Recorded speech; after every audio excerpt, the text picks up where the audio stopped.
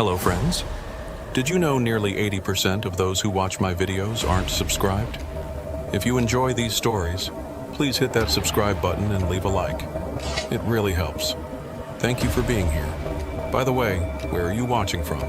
Let me know in the comments. The 18-wheeler's engine hummed steadily as Ulysses Thistlethwaite guided his rig down Highway 49 through the Mississippi Delta. The dashboard clock glowed 2:47 a.m. in that sickly green color that seemed to make the night feel even darker. Ulysses had been driving trucks for 23 years, and he'd learned to appreciate these quiet hours when the roads belonged to him and the occasional fellow trucker. But tonight felt different. Wrong, somehow. He'd been hauling refrigerated produce from Memphis to New Orleans for the past 8 years, making this same run twice a week. The route was burned into his muscle memory. Every curve, every pothole, every speed trap. He knew where the good coffee was, which rest stops to avoid, and exactly how far he could push his fuel tank before absolutely needing to stop. That's what made tonight's situation particularly frustrating. His fuel gauge, usually reliable as sunrise, was showing nearly empty when he should have had at least another 60 miles worth of diesel. Either he'd developed a leak, which he doubted since he'd checked everything at his last stop, or the gauge was malfunctioning. Either way, he needed to stop soon. The Mississippi darkness pressed against his windows like a living thing. Out here, between Clarksdale and Greenwood, there was nothing but cotton fields and swampland for miles in every direction. The nearest town, if you could even call it that, was Parchman, home to the infamous Mississippi State Penitentiary. Not exactly a place that inspired warm feelings at 3 in the morning. Ulysses shifted his considerable bulk in the worn driver's seat, his 6'4" frame making even the spacious cab feel cramped after hours of driving. At 48 years old, he'd developed the trucker's physique. Broad shoulders from wrestling with steering wheels, a substantial gut from too many truck stop meals, and hands like baseball mitts from years of work. His salt and pepper beard, which his ex-wife had always nagged him to trim, now hung down to his chest. A sign materialized in his headlights. Bumbershoots gas, 2 miles, open 24 hours, truckers welcome. Ulysses frowned. In all his years running this route, he'd never noticed this place. Must be new, though the sign looked weathered enough to have been there since the 60s. The reflective letters had that peculiar quality of old highway signs, where they seemed to glow with their own light rather than just reflecting his headlights. He reached for his CB radio, thinking to ask if any other drivers knew about this Bumbershoot's place, but static filled the channel. Nothing but white noise across every frequency. That was odd too. Usually there'd be at least one insomniac trucker chattering away about something or other. The fuel gauge needle dipped closer to empty. No choice then. He'd have to trust this Bumbershoot's place. The exit appeared exactly 2 miles later, just as promised. Ulysses eased his rig down the off-ramp, the trailer's weight shifting behind him with practiced familiarity. The access road was narrow, barely wide enough for his truck, with drainage ditches running along both sides. Spanish moss hung from the trees, creating a tunnel effect that made his headlights seem dimmer. The gas station appeared around a bend like something from another era. It wasn't just old, it was antiquated. The building was single-story, made of weather-beaten wood that might have been white once but had aged to the color of old bones. The roof was corrugated tin, rust-streaked and slightly askew, but the diesel pumps looked modern enough, and the lights were on inside. What struck Ulysses most was how isolated it was. No other buildings visible in any direction. No houses, no other businesses, nothing. Just this lonely station squatting beside the road like a spider waiting in its web. He pulled his rig alongside the diesel pumps, careful to position it for an easy exit. 23 years of driving had taught him to always plan his escape route. even if he didn't know what he might need to escape from. The air brakes hissed as he set them, and the engine's rumble died to silence. The Mississippi night immediately pressed in. No crickets, no frogs, none of the usual nighttime chorus that should have been deafening this close to the swampland. Just a thick, oppressive quiet that made Ulysses's skin crawl. He grabbed his wallet and climbed down from the cab, his joints protesting after hours of sitting. The concrete beneath his boots was cracked and weed-strewn. The diesel pumps were indeed modern, digital displays and card readers, but they looked somehow wrong against the decrepit building, like someone had grafted new arms onto a corpse. The pump's card reader was dark. A handwritten sign taped to it read, "Card reader broken. Pay inside first." Of course, Ulysses looked toward the building. Through the grimy windows he could see fluorescent lights flickering irregularly, casting strange shadows. Someone moved inside, but the dirt on the glass made it impossible to see clearly. He walked toward the door, his footsteps unusually loud in the silence. The door was wood with a glass panel, the kind with a bell attached that would ring when opened. Faded advertisements for products he'd never heard of were taped to the inside of the glass. "Drink Yum Yum Cola," "Smoke Temperance Cigarettes," "Mrs. Wickham's Miracle Tonic." The bell above the door didn't ring when he pushed it open. It made a sound more like bones rattling. The inside of Bumbershoot's gas was like stepping back in time, but not in a nostalgic way. More like stepping into a place that time had forgotten about and left to rot. The linoleum floor was yellowed and curling at the edges. Shelves held dusty products with labels so faded they were unreadable. A ceiling fan turned lazily, its blades coated with decades of accumulated grime. Behind the counter stood a man who could only be Mordecai Bumbershoot, the owner. He was tall and painfully thin, his body seeming to consist entirely of sharp angles. His age was impossible to determine. He could have been 40 or 70. His skin had that peculiar waxen quality of someone who rarely saw sunlight, and his hair, what little remained, was combed over his spotted scalp in greasy strands. But it was his smile that made Ulysses want to turn around and leave immediately. Too wide, showing too many teeth, and never reaching his pale, watery eyes.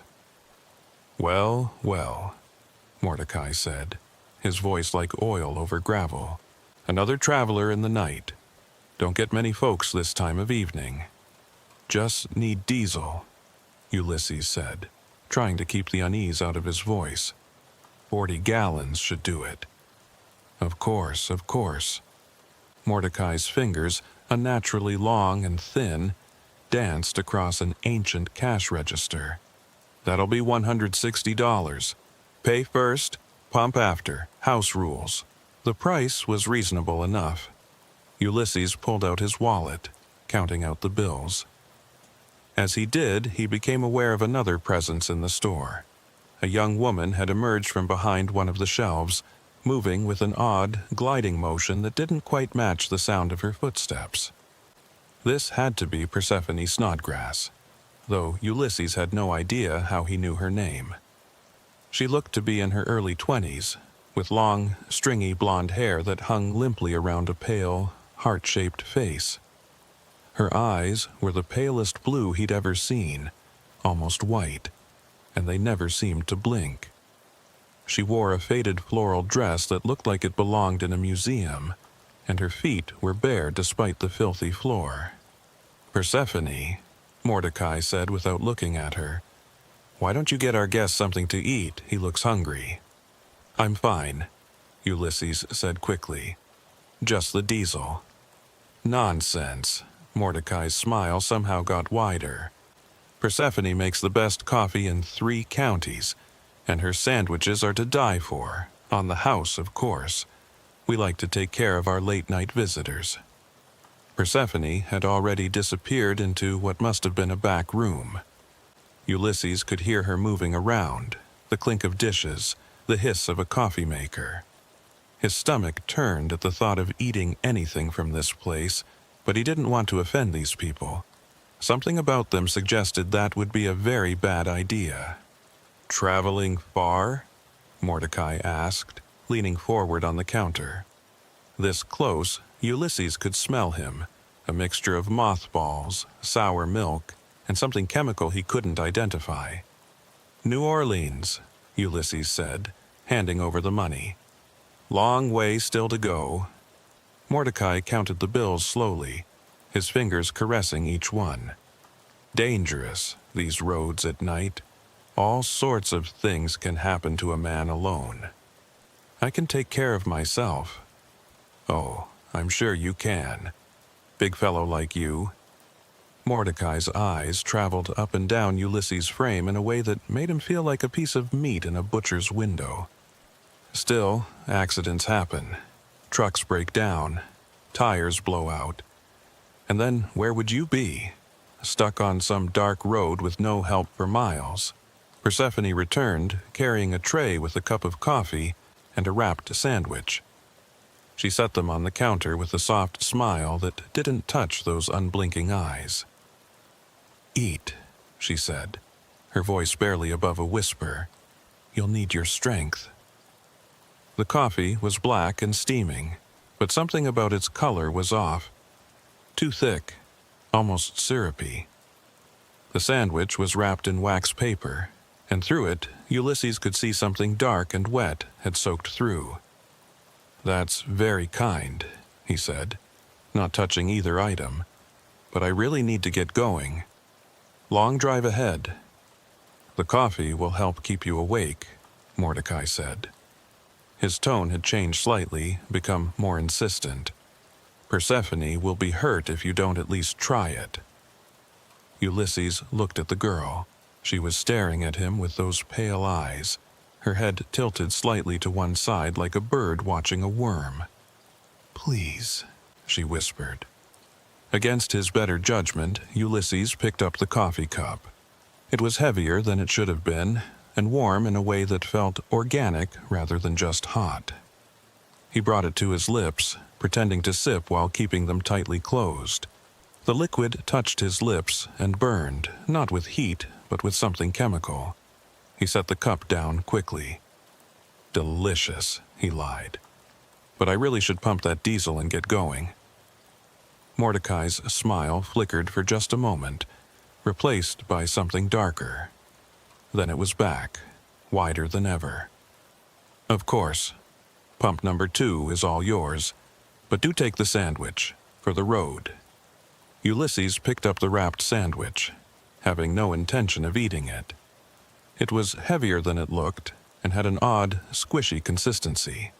"Thanks." He backed toward the door, not wanting to turn his back on either of them.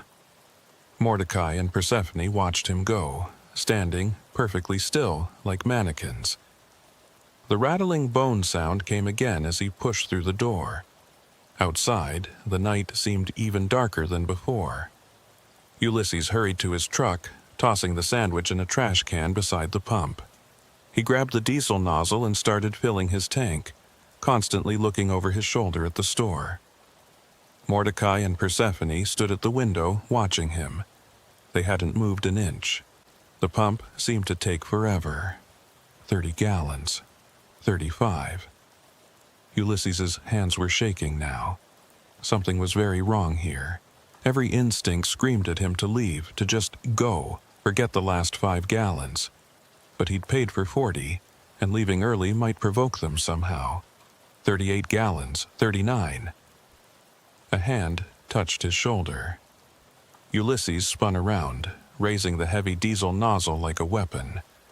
Persephone stood there, having somehow crossed the distance from the store without making a sound. Up close, he could see her skin had a greenish tinge, like someone who'd been underwater too long. "You didn't drink the coffee," she said, her whisper carrying perfectly in the still air. "I did. It was very good." "No." She tilted her head further, an impossible angle that should have broken her neck. "You didn't drink it. That makes things difficult." Look, I don't want any trouble. I just want to leave. But you can't leave. Her smile widened, showing teeth that were filed to points. Not yet. He's not ready. Who's not ready? She didn't answer. Instead, she reached out one pale hand toward his face. Her fingers were ice cold and slightly damp, like something pulled from a refrigerator. Ulysses jerked back, and the pump clicked off. 40 gallons. Ulysses yanked the nozzle from his tank and slammed it back into the pump. Persephone stood between him and the truck's door, still smiling with those pointed teeth. Behind her, emerging from the shadows at the edge of the lot, Mordecai approached with slow, deliberate steps. "Leaving so soon?" Mordecai called out, his voice carrying unnaturally well in the thick air. "But the night is still young, and we so rarely have company. I paid for my fuel. We're done here." Ulysses kept his voice steady, though his heart was hammering against his ribs. "Are we?" Mordecai stopped beside Persephone, and in the harsh fluorescent light spilling from the station, Ulysses could see dark stains on the man's apron that he hadn't noticed before. Old stains, brown and rust-colored. "Move," Ulysses said, taking a step toward his truck. Neither of them budged. "You see," Mordecai continued as if Ulysses hadn't spoken, "we provide a service here, a very special service for travelers like yourself, those who drive these lonely roads in the dark hours. I don't need any service. I need to leave." "But you haven't finished your coffee," Persephone whispered. "It's special coffee, made just for you." Ulysses had dealt with plenty of dangerous situations in his years on the road. Aggressive drivers, would-be hijackers, even a few genuinely disturbed individuals. But this was different. These two weren't quite right in a way that went beyond simple mental illness or criminal intent. There was something fundamentally wrong about them, like they were wearing human shapes that didn't quite fit. "Get out of my way," he said, dropping his voice to a growl. "Now." Mordecai's smile finally disappeared. "I'm afraid we can't do that, Mr. Thistlethwaite." Ulysses froze. He hadn't told them his name. "Oh yes," Mordecai continued, noting his reaction. "We know all about you. Ulysses Thistlethwaite, 48 years old, divorced, no children, been driving the Memphis to New Orleans route for 8 years, lives alone in a double-wide trailer outside Memphis, no one expecting you for another." He checked a watch that looked older than the building. 6 hours. "How do you—" "We make it our business to know our customers," Persephone said. "The special ones. The ones who stop here in the deep night. The ones who won't be missed right away." The implication hit Ulysses like a sledgehammer. His hand went to his pocket, feeling for his cell phone, but Mordecai shook his head. "No signal out here. We make sure of that. It's just us, Mr. Thistlethwaite. Just us and the night and all the time in the world." Ulysses had always been a big man, had always used his size to his advantage when needed. He did so now, charging forward with all his considerable weight behind him. He caught Mordecai in the midsection, sending the thin man flying backward. Persephone tried to grab him, but he shoved her aside, her body surprisingly light, almost hollow feeling. He yanked open his truck's door and hauled himself up, slamming the locks immediately. His hands shook as he turned the key.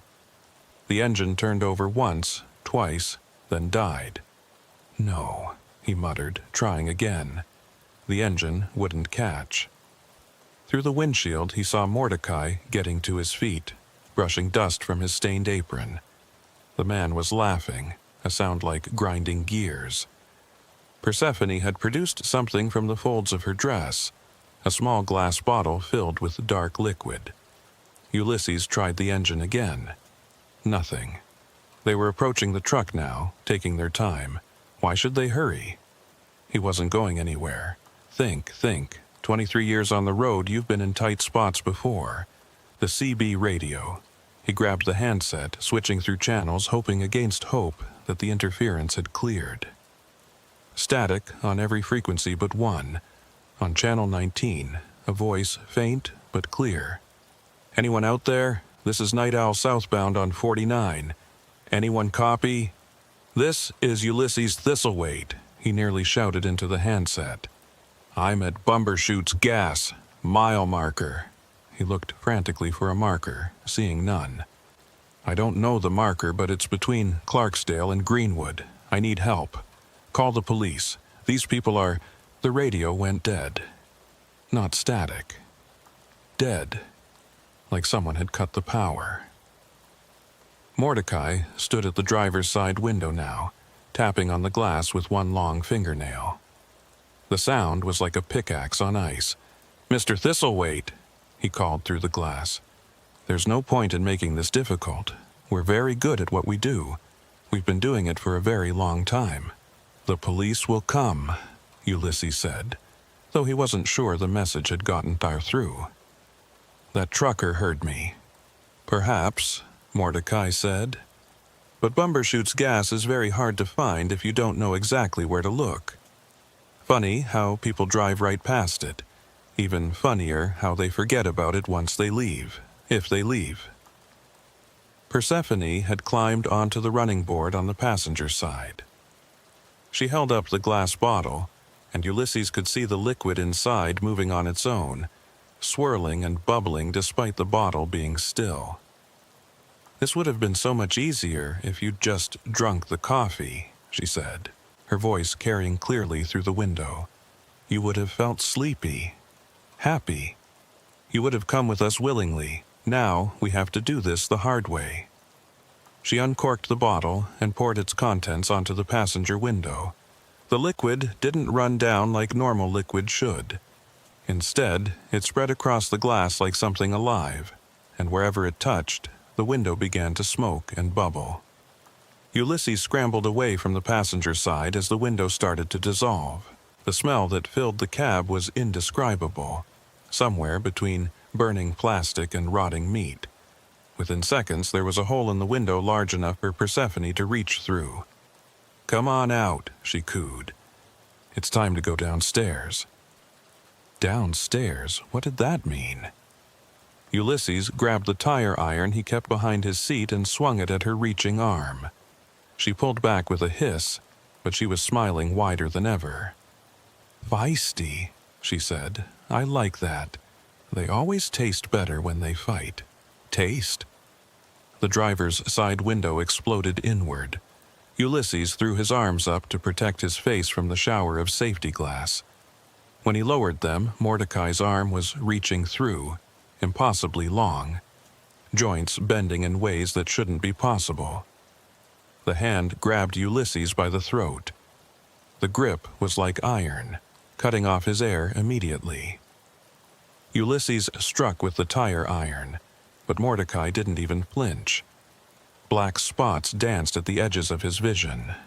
"Sleep," Mordecai commanded, and his voice seemed to come from everywhere at once. "Sleep and dream of dark places." Ulysses's last coherent thought before the darkness took him was that he should have listened to his instincts, should have driven on empty rather than stop at this place that shouldn't exist. When consciousness returned, it came slowly, like rising from deep water. Ulysses's head felt like it had been split open and poorly reassembled. His mouth tasted of copper and something chemical. When he tried to move, he found he couldn't. He was tied to a chair. No, not tied, strapped. Leather straps around his wrists, ankles, chest. The chair was metal, cold against his back through his shirt. The air smelled of dampness and decay, and something else. Something medical. Formaldehyde, maybe. His vision cleared gradually, and he wished it hadn't. He was in a basement, though basement seemed too ordinary a word for this place. The walls were stone, sweating moisture that ran in constant rivulets to a floor he couldn't quite see in the dim light.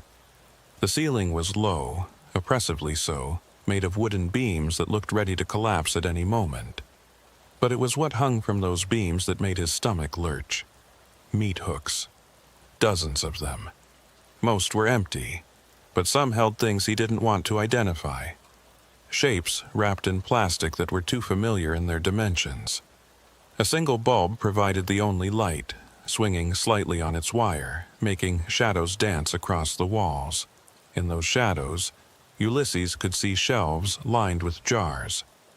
The contents of those jars seemed to move when the light hit them.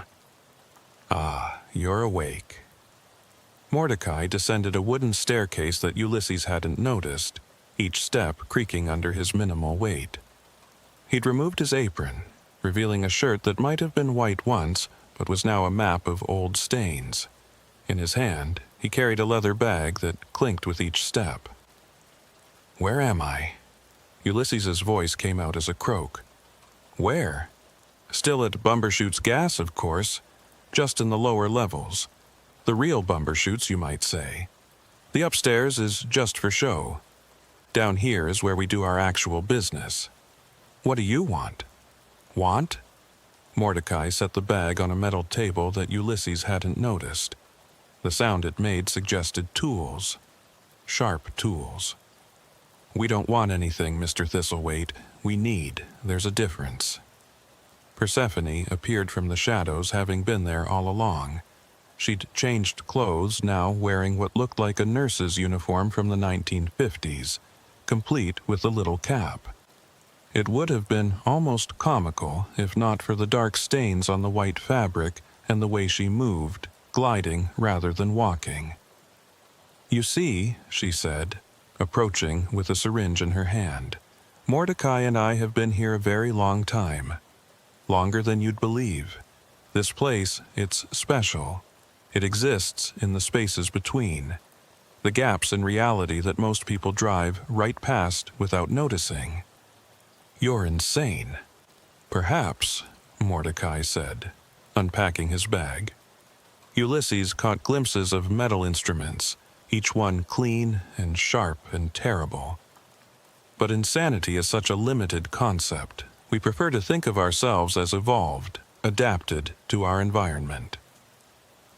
"The thing is," Persephone continued, now standing right beside him, the syringe catching the swinging light, "we need certain materials to maintain ourselves, to keep existing in this in-between place, and those materials are very specific. You're going to kill me." "Kill?" Mordecai looked genuinely offended. "Mr. Thistlethwaite, we're not murderers. We're collectors. There's an art to what we do, a purpose. We only take what we need," Persephone added. "And we're very careful, very precise. You might even survive. Some do. Some. Well, not many," Mordecai admitted. "But it has happened. There was a fellow in '83 who made it out missing only a kidney and part of his liver. Of course, he couldn't remember anything about this place afterward. The mind has ways of protecting itself from certain truths." Persephone raised the syringe, tapping it to remove air bubbles. "This will help with the pain, initially anyway. We're not cruel, Mr. Thistlethwaite. We take no pleasure in suffering." "Wait," Ulysses said, desperation creeping into his voice. "People know where I am. That trucker on the CB. Ah, yes, Night Owl." Mordecai smiled. "Lovely fellow. He stops here regularly. In fact, he's the one who suggested you might be coming our way tonight." The betrayal hit Ulysses harder than any physical blow. The trucker on the radio had been part of this. "Now," Persephone said, bringing the needle closer to his arm, "let's begin. We have so much work to do, and the night is passing quickly." The needle pierced his skin, and immediately Ulysses felt a strange warmth spreading through his arm. Not unpleasant at first, almost soothing. Then it reached his chest, and the warmth became heat. The heat became burning. He tried to scream, but his vocal cords wouldn't respond. His muscles locked rigid, every nerve firing at once. Through the agony, He could hear Mordecai and Persephone talking, their voices clinical and detached. Good reaction. The new formula works faster. Should we start with the usual sequence? No, I think we'll try something different this time. The market has been asking for specific items. The eyes, among other things. Ulysses's vision began to blur, but not from unconsciousness. Whatever they'd given him was keeping him awake, aware, but paralyzed. He could feel everything but do nothing. Mordecai approached with something silver and sharp. "Don't worry, Mr. Thistlethwaite. We've done this hundreds of times. You're in very capable hands." The basement door bloated inward. Sheriff Dale Hutchinson had been on the force for 32 years, but nothing had prepared him for what he found at Bumbershoot's gas. He'd gotten the call from dispatch about a trucker in distress, and something about the location had nagged at him. He knew every road, every building in this county, but he couldn't place Bumbershoot's gas. That should have been his first warning. He'd found it only because his deputy, young Tommy Brennan, remembered his grandfather mentioning the place. "Used to be out on the old highway," Tommy had said, before they rerouted 49 back in the 70s. But Grandpa said it closed down after some folks went missing. Yet here it was, lights blazing, looking very much open for business. Dale had called for backup immediately when he saw Ulysses's truck, but no sign of the driver. Something about the scene felt wrong. The way the shadows fell. The unnatural silence, the fact that his radio started crackling with static the moment he pulled into the lot. He'd found the basement door hidden behind a false panel in what looked like a storage room. The smell coming from below had been enough to make him draw his weapon. Now, standing in the doorway with Tommy behind him, both their weapons raised, Dale took in the nightmare before him. The trucker, had to be Ulysses Thistlethwaite based on the description, was strapped to a chair, his eyes wide with terror, but his body completely still. A man and woman stood frozen beside him, the man holding what looked like a surgical scalpel. "Sheriff's Department, drop the weapon and step away from him." Mordecai Bumbershoot. It had to be him, matching the property records Dale had hastily pulled up, turned slowly. His smile was wrong. Everything about him was wrong. Too tall, too thin, joints that seemed to have too many angles. "Sheriff Hutchinson," Mordecai said, as if they were old friends meeting at the grocery store. How unexpected. We don't usually receive law enforcement at this hour. I said drop the weapon. Mordecai looked at the scalpel in his hand as if surprised to find it there. This is just a tool, Sheriff. We're conducting business. Let him go now. Persephone moved then, not quickly, but with that strange gliding motion. Dale swung his weapon toward her. "Stop right there." She tilted her head. "You can't be here. This place doesn't exist for people like you. Lady, I don't know what kind of drugs you're on, but show him, Mordecai," she said softly. Mordecai's smile widened impossibly, his mouth stretching far beyond what human anatomy should allow. His teeth went on forever, row after row disappearing into darkness. His fingers began to elongate, the scalpel looking like a toy in his grotesque hand. Tommy made a strangled sound behind Dale. "You see," Mordecai said, his voice now coming from multiple directions at once, "we've been here much longer than your little town, Sheriff. Much longer than your state. We were here when the indigenous peoples walked these lands, and we'll be here long after your dust." The shadows in the corners of the basement began to move, reaching out like tentacles. The jars on the shelves rattled, their contents pressing against the glass. The temperature dropped 20 degrees in an instant. Dale had seen a lot in his 32 years. He'd seen murder, violence, the worst of humanity. But this was something else entirely. something that shouldn't exist. He fired. The bullet hit Mordecai center mass. The thin man looked down at the hole in his chest, then back up at Dale. No blood, just a dark void where the wound should be. "That was rude," Mordecai said. Then everything happened at once. The shadows surged forward. Tommy screamed. Persephone moved faster than anything human could move. Dale fired again and again, his training taking over even as his mind struggled to process what he was seeing. But through it all, he kept moving toward Ulysses. Whatever these things were, the trucker was still human, still alive, still needed help. Dale reached the chair just as Persephone's hand, now ending in claws that hadn't been there before, swiped at his head. He ducked, grabbed the straps holding Ulysses, and pulled. The leather was old, brittle. It snapped. "Tommy, the stairs!" His deputy was firing at the shadows, which seemed to recoil from the muzzle flashes more than the bullets.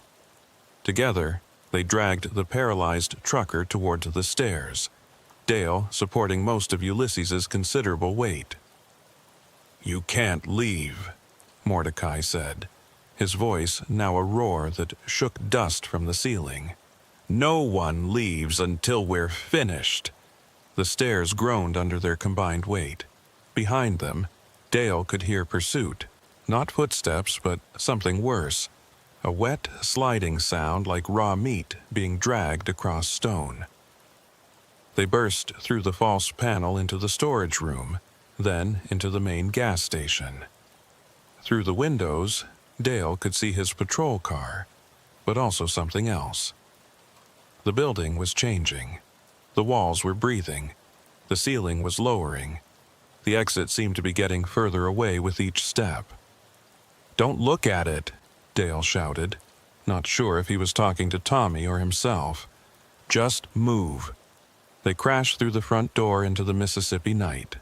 The normal, beautiful, mundane Mississippi night. Dale had never been so happy to feel humidity in his life. But when he turned back, Bumbershoot's gas was gone. Not destroyed. Not burning. Gone. Where the building had been, there was only an empty lot, overgrown with kudzu and littered with old beer cans. The only sign it had ever existed was Ulysses' truck, still parked beside pumps that were now just rusted metal poles sticking out of broken concrete. What the hell?" Tommy gasped, his hands shaking as he holstered his weapon. Dale didn't answer. He was checking Ulysses's pulse. Still strong, but the man's eyes were vacant, staring at nothing. Whatever they'd given him, whatever they'd done, he was alive, but not present. The radio in Dale's patrol car crackled to life. "Sheriff Hutchinson, what's your status?" He went silent for 43 minutes. 43 minutes? It had felt like 10 at most. "We need an ambulance at..." Dale paused. At where? The GPS in his car showed him in the middle of nowhere. No roads, no landmarks. Yet, here they were on solid asphalt. "We found the trucker," he said finally. "He needs immediate medical attention. Track my GPS and send help." "Copy that. But Sheriff, your GPS shows you in the middle of Wilson's cotton field." Dale looked around. The road was still there, clear as day, but through it, like a double exposure, he could see cotton plants waving in the night breeze. Ulysses groaned, the first sound he'd made. His lips moved, forming words Dale had to lean close to hear. "They're still here." Dale felt the hair on his neck stand up. He turned slowly, looking back at the empty lot. Mordecai and Persephone stood where the gas station door had been, translucent like ghosts but becoming more solid with each passing second. They weren't smiling anymore. "Get him in the car," Dale told Tommy. "Now." They loaded Ulysses into the back of the patrol car, Tommy climbing in with him. Dale got behind the wheel, started the engine, and floored it. In the rearview mirror, he watched the empty lot recede. But just before they turned onto what his GPS insisted wasn't a road, he saw Bumbershoot's gas flicker back into existence, solid and real, its lights bright against the darkness. The hospital in Greenwood was 20 miles away. Dale made it in 12 minutes, running every stop sign, his lights and sirens clearing the way. He didn't slow down until they were under the harsh fluorescence of the emergency room entrance. The doctors took Ulysses immediately, though they struggled to identify what was in his system. "It's like nothing I've ever seen," Dr. Martinez told Dale later. "Some kind of paralytic agent, but mixed with compounds we can't identify. It's breaking down rapidly, though. He should recover full mobility within a few hours." Dale sat in the waiting room, trying to write his report. How did you explain what they'd seen? How did you file paperwork on a building that didn't exist? Tommy sat beside him, still shaking. "Sheriff, what were those things?" "I don't know, son, and I don't think I want to know." "Should we, do we go back? Try to find evidence?" Dale thought about those rows of jars, about the shapes hanging from hooks, about Mordecai's impossible teeth and Persephone's claws. "No, we report it to the state police, let them handle it. This is beyond us." But even as he said it, Dale knew no one would find anything. Bumbershoot's gas would be gone, hidden in whatever space between spaces it occupied, waiting for the next lonely traveler in the deep of night. 4 hours later, Ulysses woke up. His first conscious thought was that he was in a bed that wasn't his. Hospital, his mind supplied, recognizing the antiseptic smell and the beeping of machines. His second thought was that he was alive, which seemed impossible given his last memories. A sheriff sat in a chair beside his bed, badge glinting in the morning sun coming through the window. The man looked tired, aged somehow, as if he'd seen too much in too short a time. "Mr. Thistlethwaite," the sheriff said. "I'm Dale Hutchinson. How are you feeling?" "Like I got hit by my own truck." Ulysses's voice was rough, throat dry. "What happened? How did you find me?" "You got a message out on the CB. Trucker named Big Mike heard you, called it in. Said you sounded scared out of your mind." "Big Mike?" Ulysses searched his memory, but the one who answered called himself Night Owl. He said, "Mordecai said he was part of it." Dale's expression darkened. "There's no trucker named Night Owl on the CB logs from last night. Big Mike was the only one on that channel. Says he heard you asking for help, gave your location as Bumbershoot's gas. But that doesn't make sense. I heard him clearly. Mr. Thistlethwaite, I need you to tell me everything you remember, everything you saw." So Ulysses did. He told Dale about the empty fuel tank that shouldn't have been empty, about the sign that appeared from nowhere, about Mordecai and Persephone, about the coffee he didn't drink, about the basement and what hung from those hooks. Dale listened without interrupting, occasionally nodding as if Ulysses' story confirmed something he'd witnessed himself. "Do you believe me?" Ulysses asked when he was done. "I was there, Mr. Thistlethwaite. I saw them. I saw what they were." Dale leaned forward. "But here's the thing. Officially, none of this happened. There's no Bumbershoot's gas in any county record. No Mordecai Bumbershoot. No Persephone Snodgrass. The state police went to the location this morning. They found nothing but an empty field that's been empty for 50 years.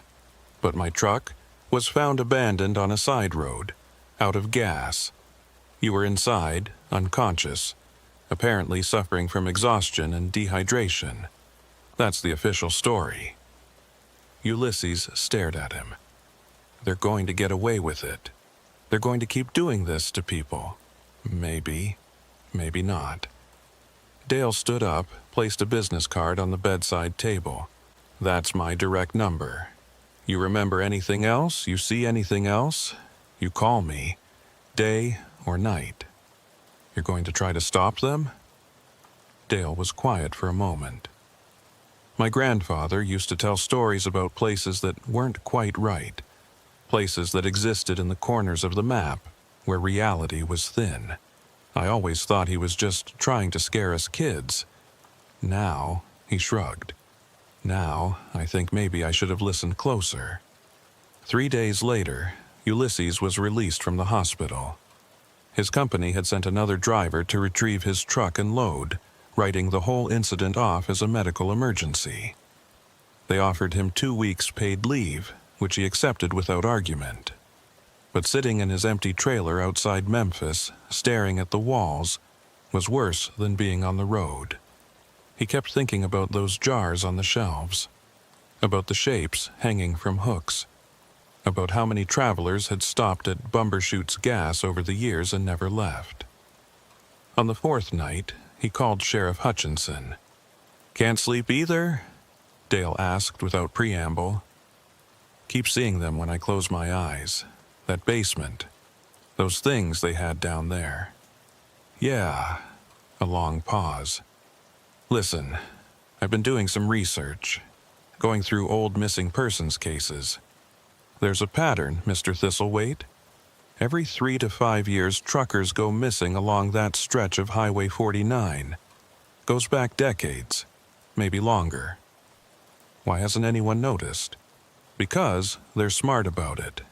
Never too many at once. Always people without strong local connections. Divorced men, drifters, people whose disappearance might not be noticed for days or weeks. Like me, like you." Ulysses stared at the ceiling of his trailer. "We have to do something. I've been thinking the same thing. But what? Can't arrest something that doesn't officially exist.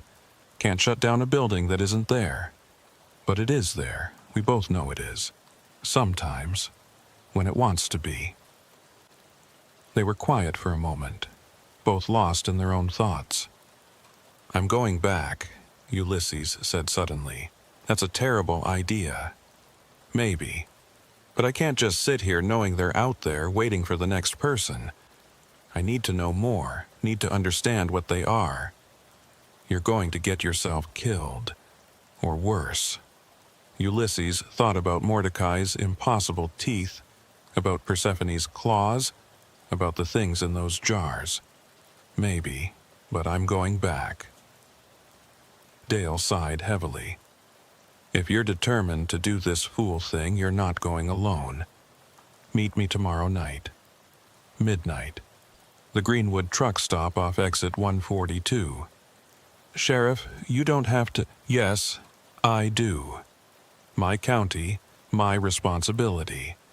Besides, Tommy hasn't been right since that night. Keeps talking about the shadows moving. Maybe if we can figure out what these things are, we can figure out how to stop them." The next night, Ulysses sat in his personal pickup at the Greenwood truck stop, watching other truckers fuel up and grab coffee, blissfully unaware of what waited out there in the dark. Dale's patrol car pulled up beside him just after midnight, but it was an unmarked Crown Victoria. Dale was out of uniform, dressed in jeans and a flannel shirt. "Trying to keep this unofficial?" Ulysses asked as Dale got into the passenger seat. "Very unofficial.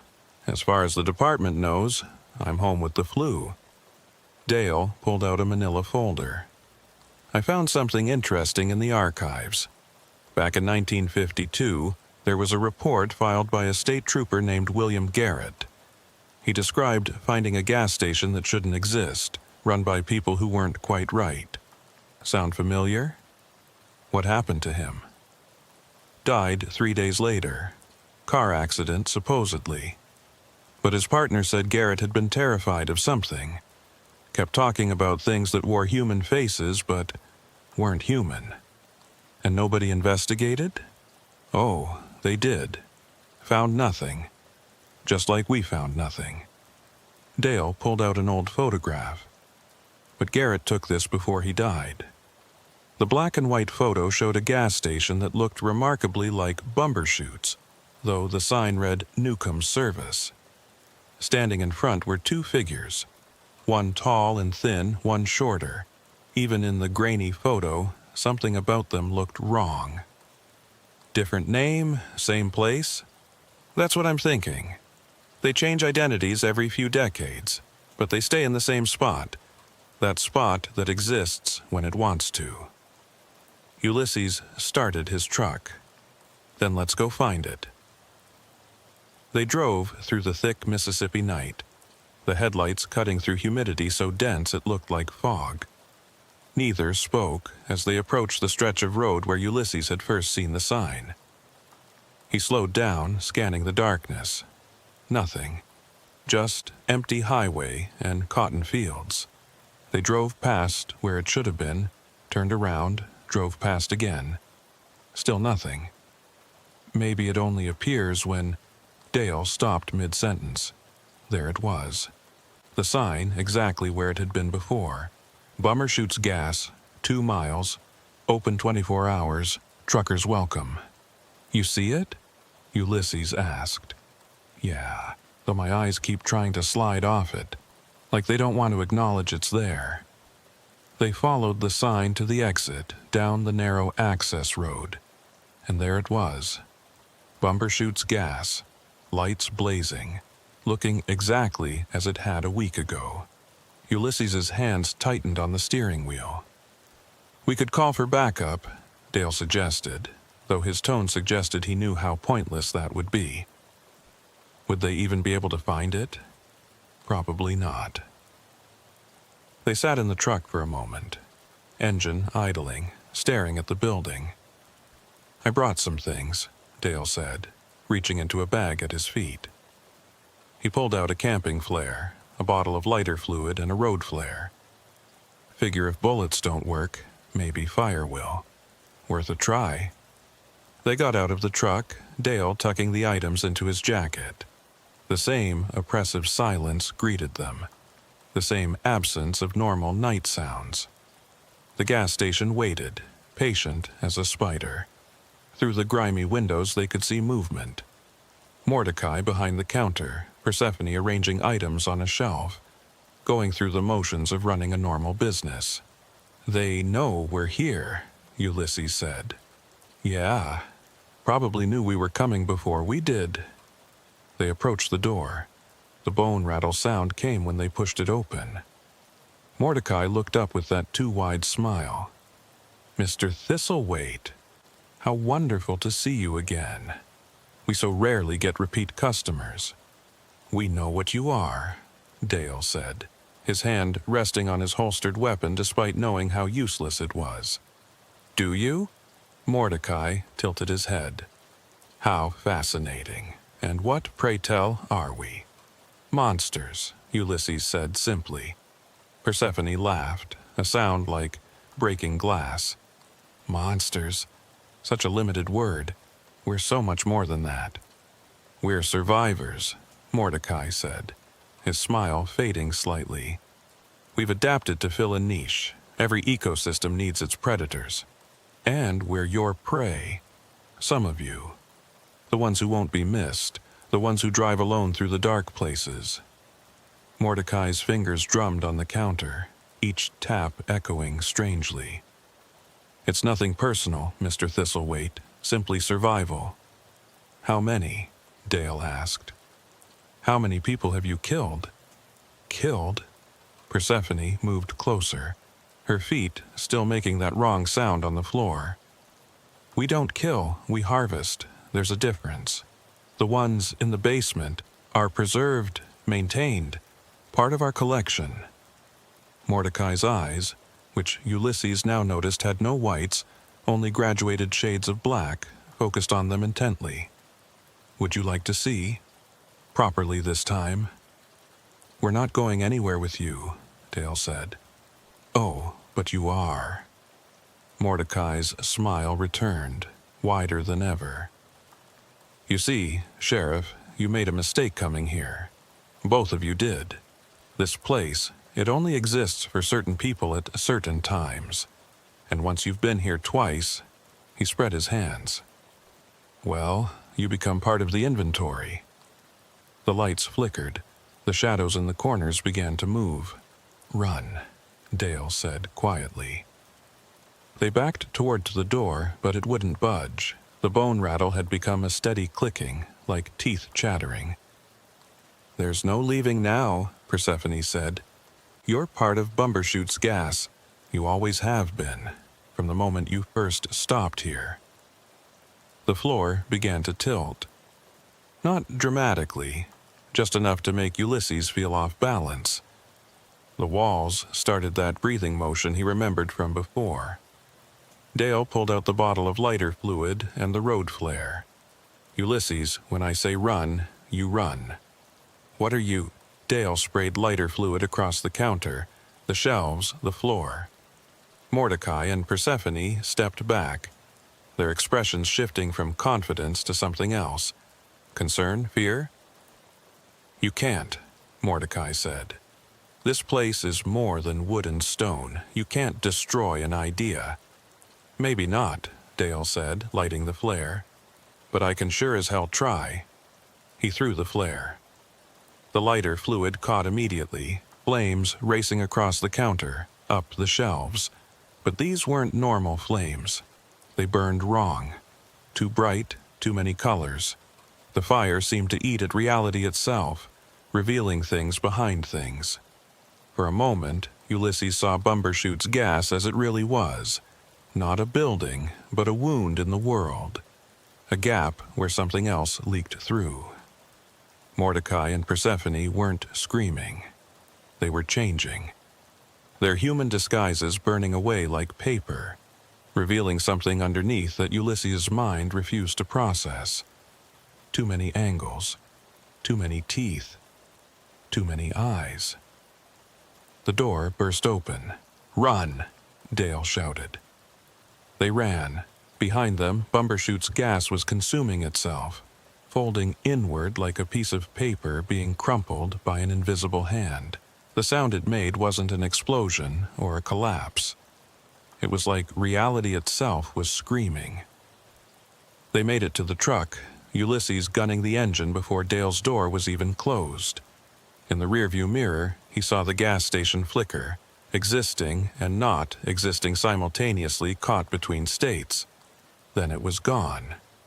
Not burned down, not destroyed, just absent. They drove in silence until they reached the highway, then Dale finally spoke. It's not over. I know. They're not dead. Things like that, I don't think they can die. But maybe we hurt them. Maybe we bought some time. Maybe. They drove back to Greenwood as dawn was breaking. The Mississippi sun painting the sky in shades of pink and gold. Normal colors. Safe colors. What do we do now? Ulysses asked. We watch, we wait, and we make sure people know, even if they don't believe us. You think it'll come back? Dale was quiet for a long moment. My grandfather, he used to say evil was like kudzu. You could cut it back, burn it out, but unless you got every last root, it would just grow back stronger. So, we keep watching. We keep watching. Ulysses dropped Dale back at his car. They shook hands, an understanding passing between them that didn't need words. 2 weeks later, Ulysses went back to trucking. He changed routes, avoiding Highway 49 entirely. But sometimes, late at night, when he was driving through those empty stretches between nowhere and nowhere else, he'd see signs that shouldn't exist. Exits that weren't on any map. He never stopped, not once, but he started keeping a bottle of lighter fluid in his cab. Just in case. 6 months passed. Then Dale called. There's been another disappearance. Trucker named William Hayworth. Last seen heading south on 49. Same area?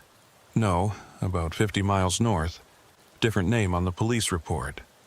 Place called Wickham's Fuel Stop. Ulysses thought about Mrs. Wickham's miracle tonic, advertised in that dirty window. They're back. They never left, just moved, changed faces. What do we do?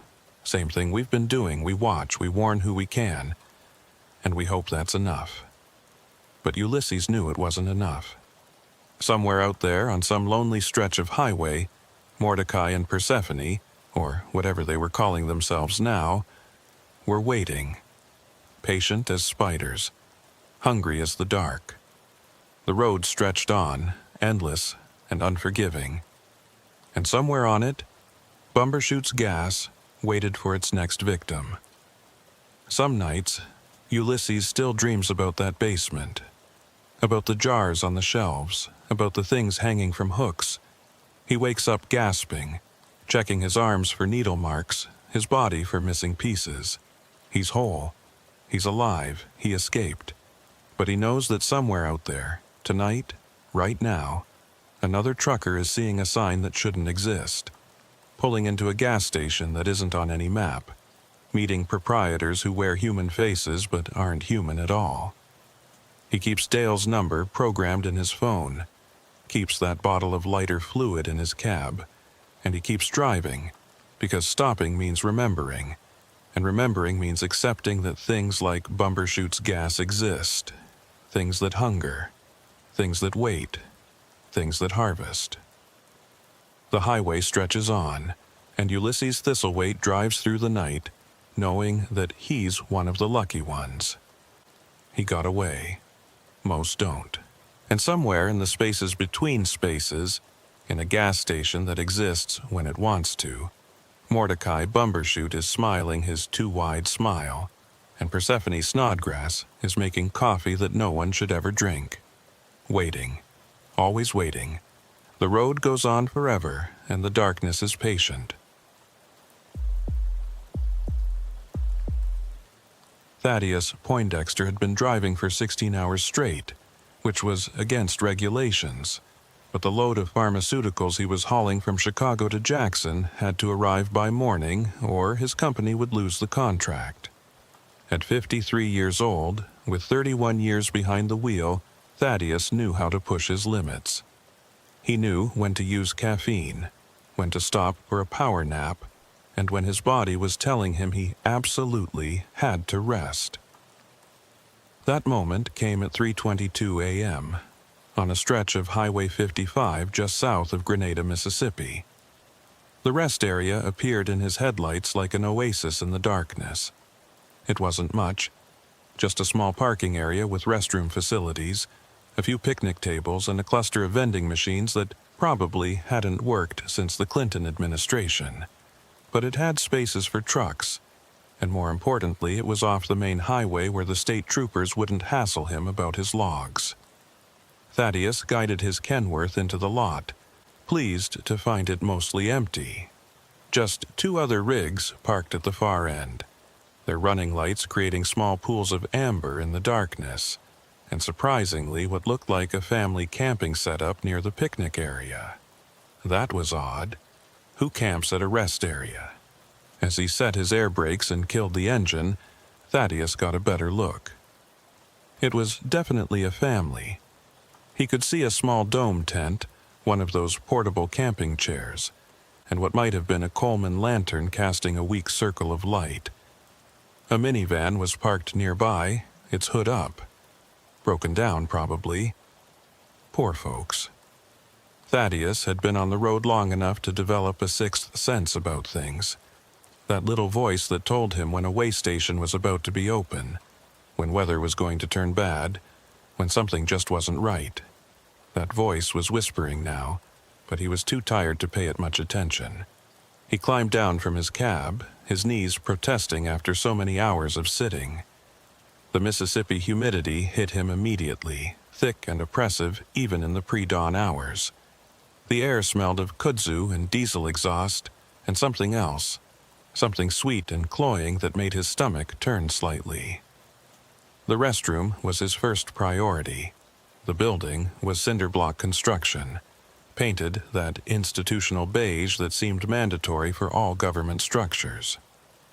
The men's room door hung slightly askew on its hinges, and the fluorescent light inside flickered erratically, creating a strobe effect that made his tired eyes water. Business completed, Thaddeus headed to the vending machines, hoping against hope that one might actually work. He had a cooler full of sandwiches in his truck, but a cold Coke would hit the spot right about now. "Excuse me, sir?" The voice came from behind him, high and tremulous.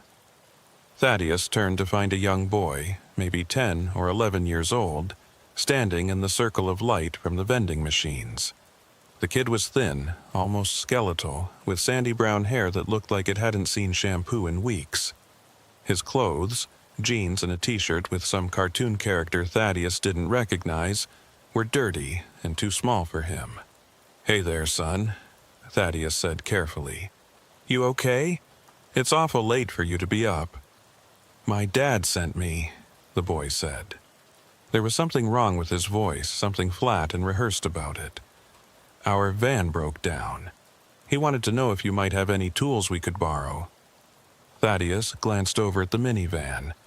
He could see figures moving around it now, a tall man and a woman, both working under the hood by the light of that Coleman lantern. "What kind of tools?" Thaddeus asked. He said, "A lug wrench and maybe jumper cables?" That didn't make sense. If they needed a lug wrench, they'd be changing a tire, not working under the hood, and jumper cables wouldn't help if they were truly broken down. They'd need another vehicle to jump from. "Tell you what," Thaddeus said, that little warning voice getting louder. "Let me grab my flashlight and I'll come take a look. Maybe I can help." The boy's face went through a series of expressions. Relief, then something else, something that looked almost like fear. "You don't have to do that," he said quickly. "Just the tools would be fine." "Nonsense. I've got some time to kill while my logs reset. Happy to help." Thaddeus headed back to his truck, very aware that the boy was following him. Not walking beside him like a normal kid would, but staying about 10 feet back, matching his pace exactly. It was creepy, like being stalked by a small, underfed predator. He grabbed his toolbox and his maglite from the cab. The weight of the toolbox was reassuring. A nice, heavy wrench made a decent weapon if needed. Not that he expected to need it. Probably just a family down on their luck, desperate enough to be camping in a rest area. As they approached the minivan, Thaddeus got his first good look at the parents. The man was tall and painfully thin, with the same sandy hair as the boy, but shot through with premature gray. He wore khakis and a button-down shirt that had seen better days. The woman was shorter, rounder, with mousy brown hair pulled back in a ponytail. Her dress looked like something from a thrift store, faded flowers on cheap fabric. But it was their faces that made Thaddeus's steps slow. They were both smiling, but the smiles didn't reach their eyes. Their eyes were flat, dead, like looking at mannequins. "Ichabod Widdershins," the man said, extending a hand that Thaddeus reluctantly shook. The grip was weak, clammy. "This is my wife Cordelia, and you've met our boy, Ptolemy." Who names their kid Ptolemy? Thaddeus thought. But he kept his expression neutral. "Thaddeus Poindexter. Heard you folks are having some trouble." "Indeed we are, Mr. Poindexter. Indeed we are." Ichabod's voice had an odd cadence to it, like English wasn't his first language even though he had no discernible accent. "The van just died on us. We were heading to Florida for vacation when it just stopped." Thaddeus flicked on his maglite and leaned under the hood. What he saw didn't make sense. The engine was cold. Had been cold for hours from the look of it. There was dust on components that should have been hot if they'd been driving recently. And there was damage. Old damage. The alternator was cracked, the battery terminals were corroded beyond use, several belts were missing entirely. This van hadn't run in months, maybe years. "When did you say it broke down?" Thaddeus asked, straightening up. "Oh, just a few hours ago," Cordelia said, her voice as emotionlessly pleasant as her husband's. "We've been trying everything." Thaddeus looked around the rest area more carefully. No luggage in the van that he could see. No coolers, no road trip supplies. The tent looked old, mildewed, and now that he was closer, that sweet, cloying smell was stronger. It seemed to be coming from them. "Look, folks," he said, taking a step back. "This engine's been dead a long time. I can't help you with this." "Are you sure?" Ichabod asked, moving closer. Too close. That smell washed over Thaddeus, decay and sweetness, like flowers left too long in a vase. "Maybe, if you looked again." "I'm sure." Thaddeus gripped his toolbox tighter. "I need to get back to my truck now." "But you just got here," Cordelia said. She'd moved too, positioning herself between Thaddeus and his truck. The boy, Ptolemy, had disappeared somewhere. "Nevertheless, I need to go." "We're very hungry," Ichabod said. And something in the way he said it made every hair on Thaddeus's arms stand up. "We haven't eaten in so long." "There's a truck stop about 10 miles south," Thaddeus said, trying to edge around Cordelia. "They're open 24 hours. "We can't leave," Cordelia said simply. "The van doesn't work, remember?" "Then call someone. AAA, a tow truck, somebody." "Our phone died too," Ichabod said. He was smiling wider now, and Thaddeus could see his teeth were wrong. Too sharp, too many of them. "Everything just keeps dying around us. It's the strangest thing." Thaddeus decided he'd had enough. He pushed past Cordelia, not gently, and started walking quickly toward his truck. He could hear them following, their footsteps oddly synchronized. "Mr. Poindexter," Ichabod called. "You really shouldn't leave. It's not safe. I'll take my chances." "The boy likes you," Cordelia added. "He so rarely likes anyone." Thaddeus was almost running now. His truck was just 50 feet away, 40, 30. Ptolemy stepped out from behind Thaddeus's truck. No, that wasn't possible. The kid had been behind them. There was no way he could have gotten around without Thaddeus seeing him. "Please don't go," the boy said, and his voice was different now, older, hungrier. "We need you. Get out of my way, kid." Ptolemy tilted his head, that same unnatural angle Thaddeus had seen before. "You're not very nice?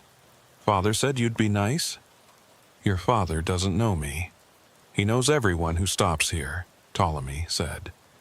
"He's been watching you since you pulled in. We all have." Thaddeus looked back. Ichabod and Cordelia had stopped about 20 feet away, standing perfectly still, watching, waiting. "What do you want?" Thaddeus asked. "Just to talk," Ichabod said. "To share a meal. To be a family." "You have a family." "Not complete," Cordelia said. "Never complete. People keep leaving." Thaddeus gripped a wrench from his toolbox. "I'm leaving too. Get out of my way or I'll go through you." Ptolemy laughed, a sound like breaking glass. "You can't hurt us, Mr. Poindexter. We're already hurt. We've been hurt for so long." The lights in the rest area began to flicker. The two trucks at the far end of the lot remained dark and silent. Had they been running before? Thaddeus couldn't remember. "Last chance," Thaddeus said, raising the wrench. The family exchanged glances, some kind of silent communication passing between them. Then Ptolemy stepped aside. "Go then," Ichabod said. "But you'll be back. They always come back." Thaddeus didn't respond. He yanked open his truck door, threw his toolbox inside, and climbed up. His hands shook as he turned the key. The engine turned over once, twice, then caught. Thank God. He released the brakes and started to pull out.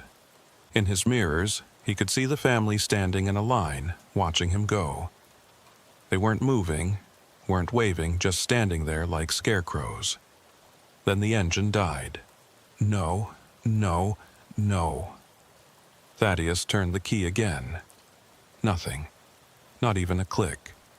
He looked in the mirror again. The family was walking toward his truck now, moving in perfect unison like they were all controlled by the same puppeteer. Thaddeus tried the engine again. Still nothing. They were at his door now. Ichabod knocked politely. "Mr. Poindexter, it seems you're having some trouble. Get away from my truck." "We can help," Cordelia called up. "We're very good with broken things. We understand them." "Because you break them," Thaddeus shouted. "No," Ptolemy said, his young voice carrying clearly. "They break themselves when they get too close to us. It's not our fault. Nothing's our fault."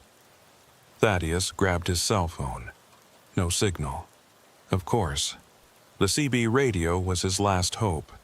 He grabbed the handset, switching to channel 19. Break, this is Thaddeus Poindexter at the rest area south of Grenada on 55.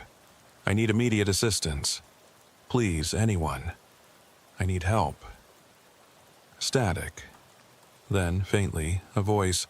"Can't hear. Breaking up. Rest area south of Grenada," Thaddeus shouted. "3 people. Something's wrong with them. Send police."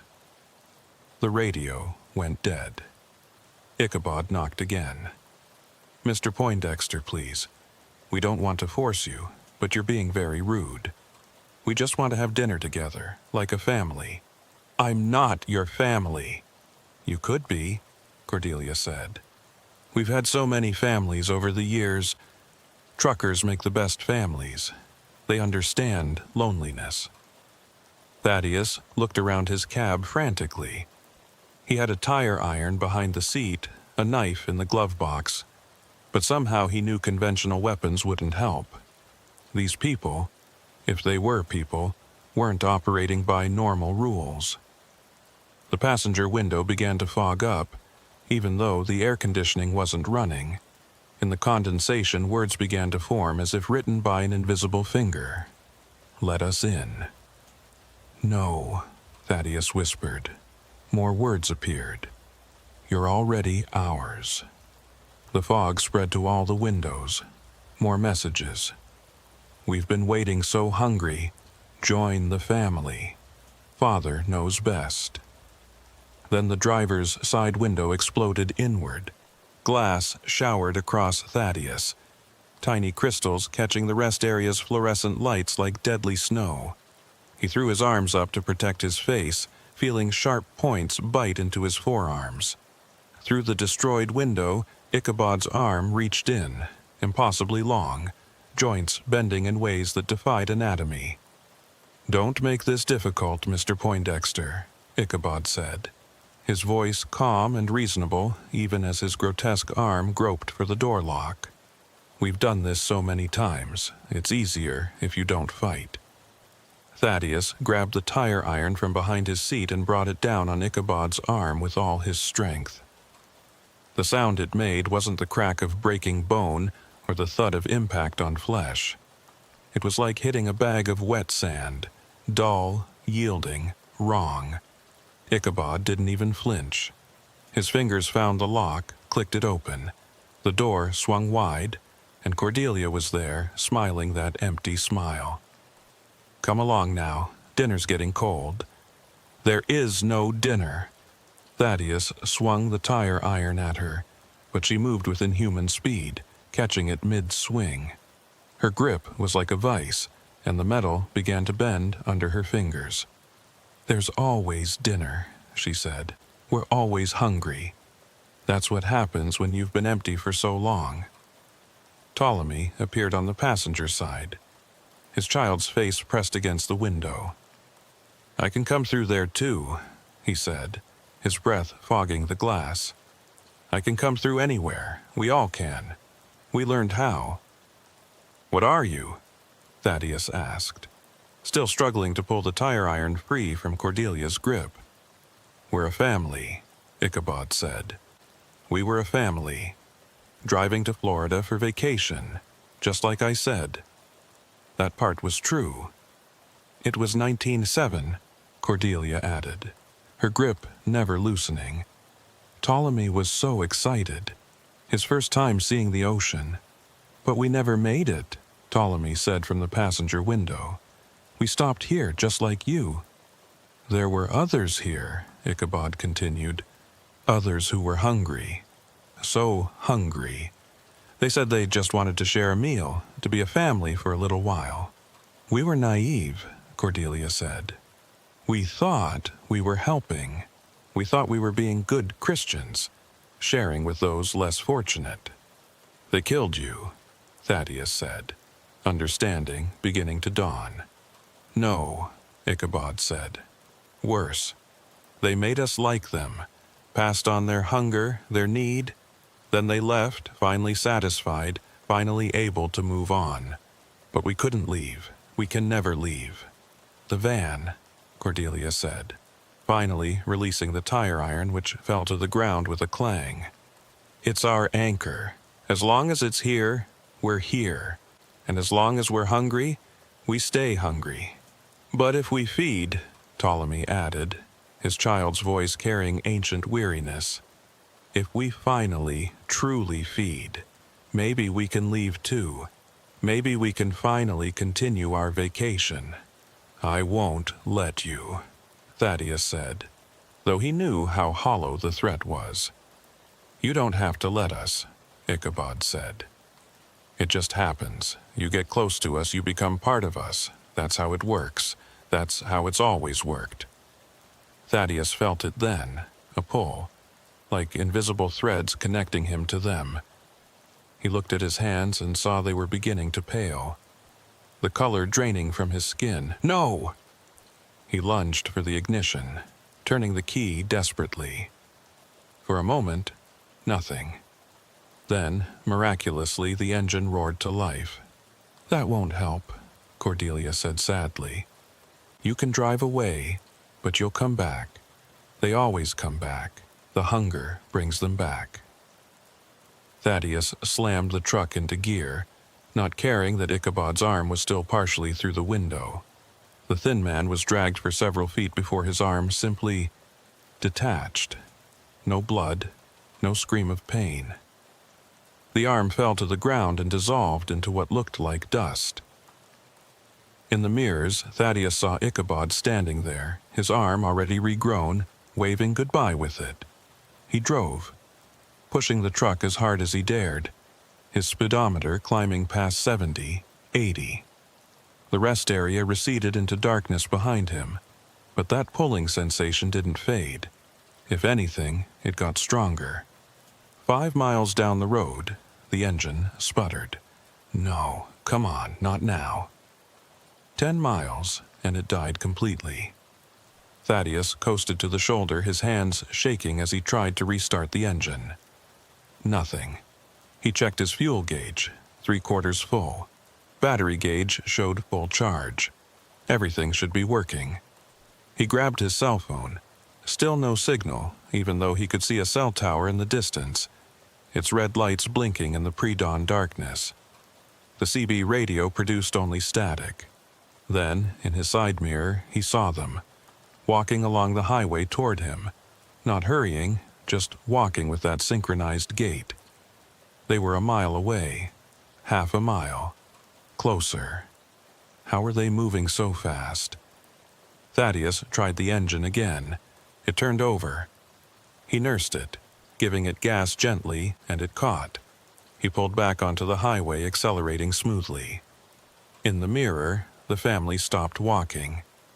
They just stood there on the side of the road, watching, waiting. 3 more miles, and the engine died again. This time, when they appeared in his mirrors, they were closer to start with. Only a 1/4 mile back. "This is impossible," Thaddeus muttered, trying the ignition again. This time it took longer to start, and when it did, the engine sounded rough, labored. He made it another 2 miles before it died for the 3rd time. They were right behind him now. He could see their faces clearly in the mirror. Those empty smiles, those hungry eyes. A knock on his door. "Mr. Poindexter," Ichabod called. "This is pointless. You're only prolonging the inevitable." Every time you run, you get weaker, Cordelia added. And we get stronger. That's how the hunger works. Just give in, Ptolemy said. It doesn't hurt, not really. The hunger hurts more than the feeding. Thaddeus looked at his hands. They were definitely paler now, and he could see the veins through the skin, dark and prominent. He felt cold, despite the Mississippi heat.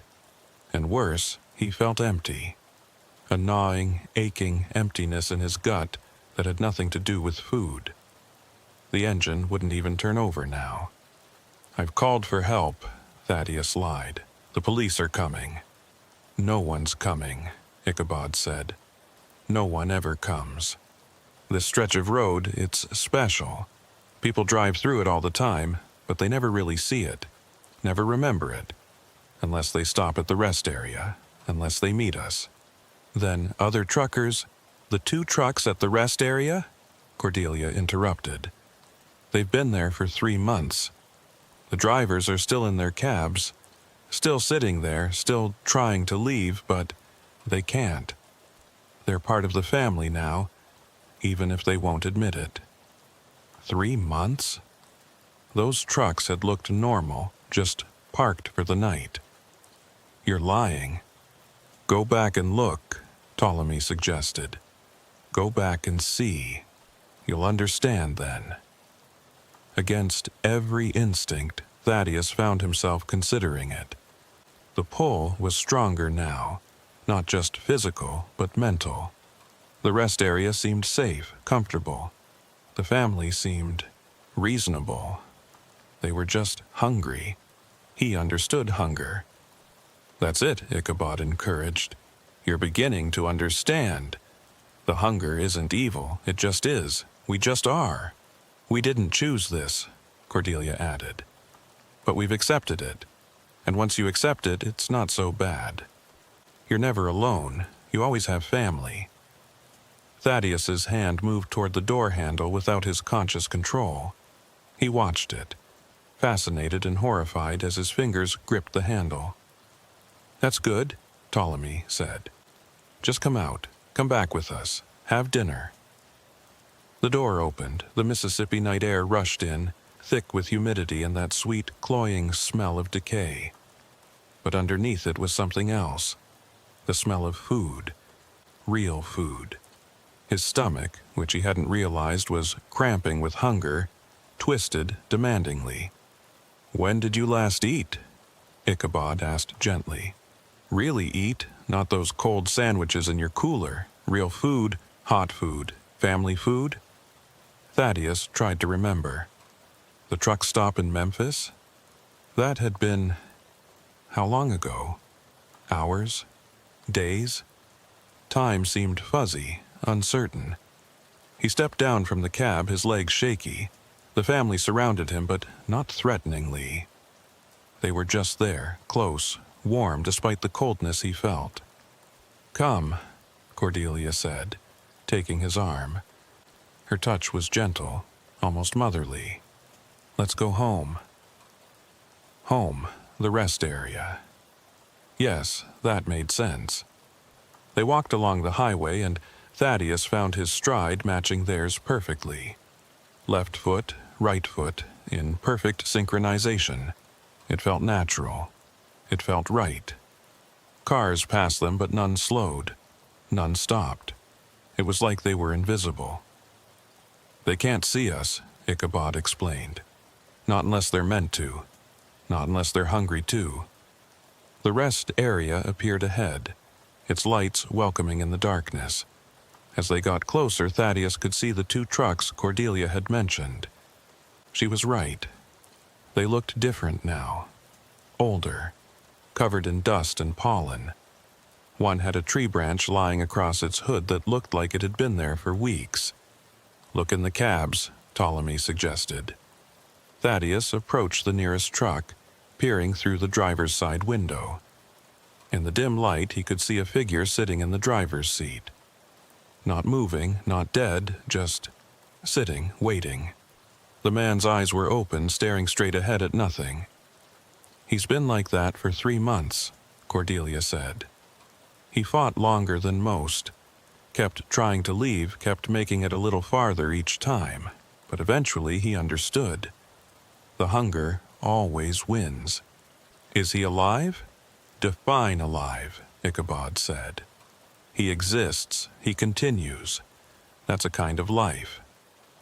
Thaddeus moved to the second truck. This driver was slumped over the steering wheel, but as Thaddeus watched, the man's fingers twitched. Still in there, still aware. "This will be me," Thaddeus said. It wasn't a question. "Not necessarily," Cordelia said. "Some join the family properly, help us feed, help us find others who can satisfy the hunger. Those ones don't end up in their trucks. They get to move, to hunt, to be part of something. All I have to do is help you hurt others." "Not hurt," Ichabod corrected. "Share. Share the hunger. Spread it. That's all we do. We're not monsters, Mr. Poindexter. We're just hungry. And now, so are you." He was right. The emptiness in Thaddeus's gut was growing, becoming all-consuming. It wasn't just hunger for food. It was hunger for warmth, for connection, for something he couldn't quite name. "Feel it," Ptolemy said, taking Thaddeus's hand. The boy's skin was cold, but somehow that felt normal now. "Feel how empty you are. Feel how much you need." "I need," Thaddeus started, but couldn't finish. What did he need? "You need to feed," Cordelia said. "And to feed, you need to hunt. And to hunt, you need family. I don't want to hurt anyone." "Neither did we," Ichabod said. "But want and need are different things. You'll learn that. Everyone learns that eventually."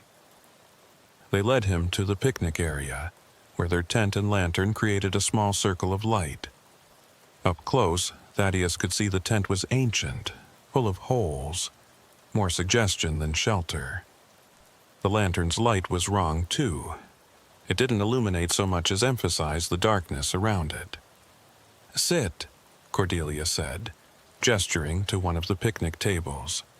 Thaddeus sat. The wood was soft with rot, but it held his weight.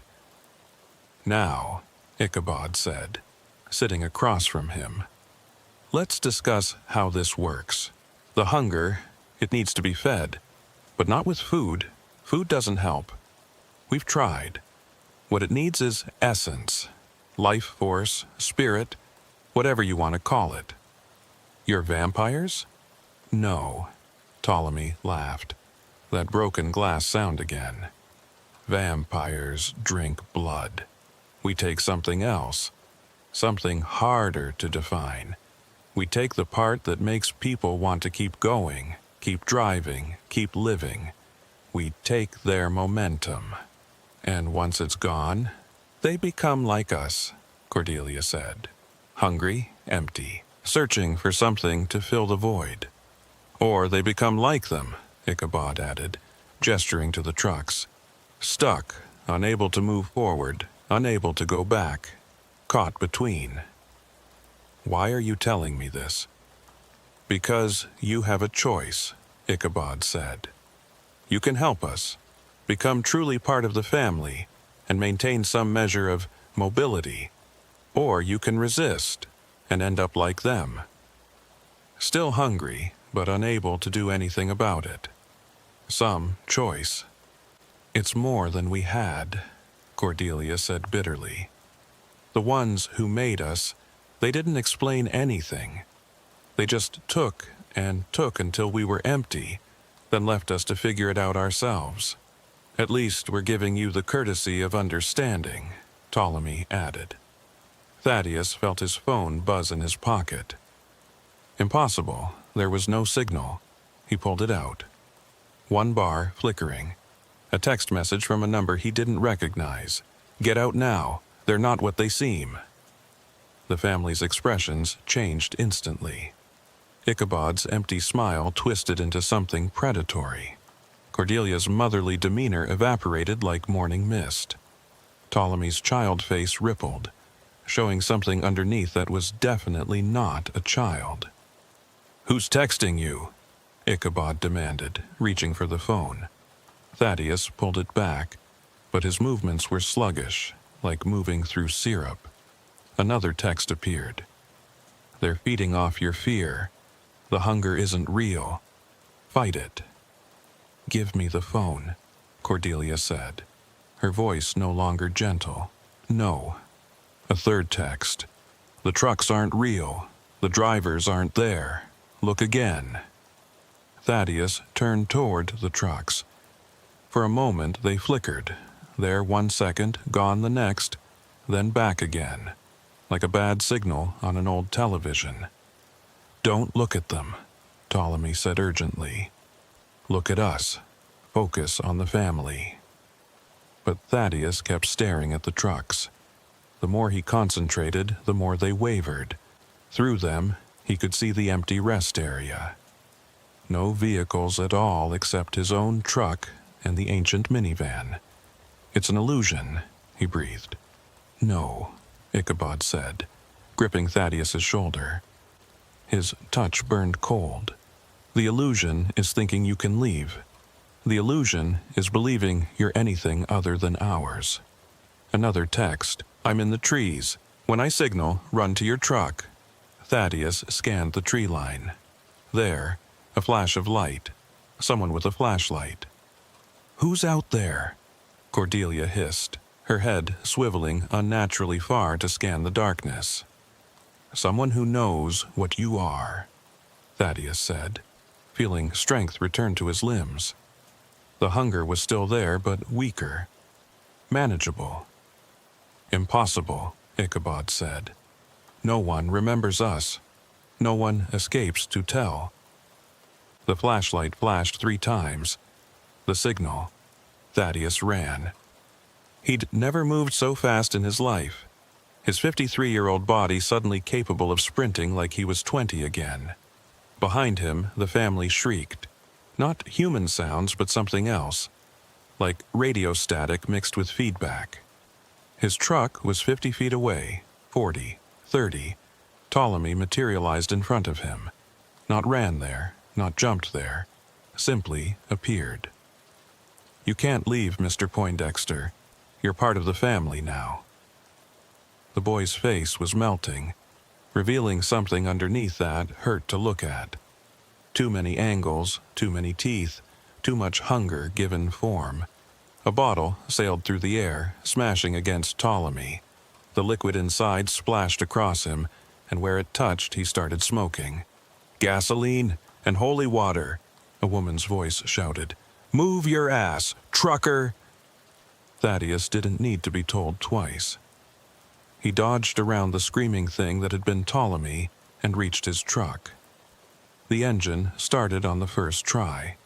A woman emerged from the trees, mid-40s, athletic build, carrying what looked like a super soaker. She was backing toward him, spraying arc of liquid at Ichabod and Cordelia, who were advancing but carefully, avoiding the spray. "Get in!" Thaddeus shouted.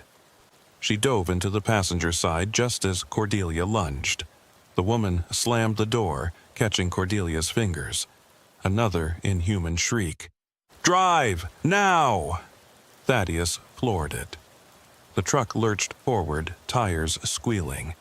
In the mirrors, he could see the family standing in the road, watching them go. But this time they weren't following. "Keep driving," the woman said, pulling out a cell phone, a real one with full bars. "Don't stop for at least 20 miles. Who are you?" "Dr. Sarah. I study anomalous phenomena. I've been tracking that family for 2 years. They're not human. Not anymore." She was typing rapidly on her phone. "They were once back in 1987, just like they said. The Widdershins family from Akron, Ohio, disappeared on their way to Disney World. But what got them, that was much older." "What got them?" "We don't have a name for it. It's a kind of psychic parasite that feeds on human energy. It takes families, usually. corrupts them, turns them into lures for other victims. The Widdershins had been operating from that rest area for over 30 years. But the rest area looked normal when I pulled in. Perception filter. The parasite can manipulate what people see, make them believe things that aren't true. The hunger you felt? Psychosomatic. The trucks? Projections. Even the family's appearance is mostly illusion. Mostly? There are physical bodies, or what's left of them. The parasite keeps them animate, but they're essentially puppets. Thaddeus's hands shook on the steering wheel. Those texts. That was you? I've been monitoring that rest area. I have equipment that alerts me when someone stops there at night. I've saved 14 truckers in the past year, but I can't save them all. Why doesn't someone shut it down? Close the rest area?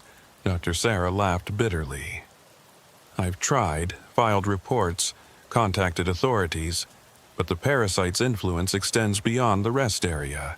People forget, documents disappear, even video evidence becomes corrupted. The only ones who remember are those who've encountered it directly.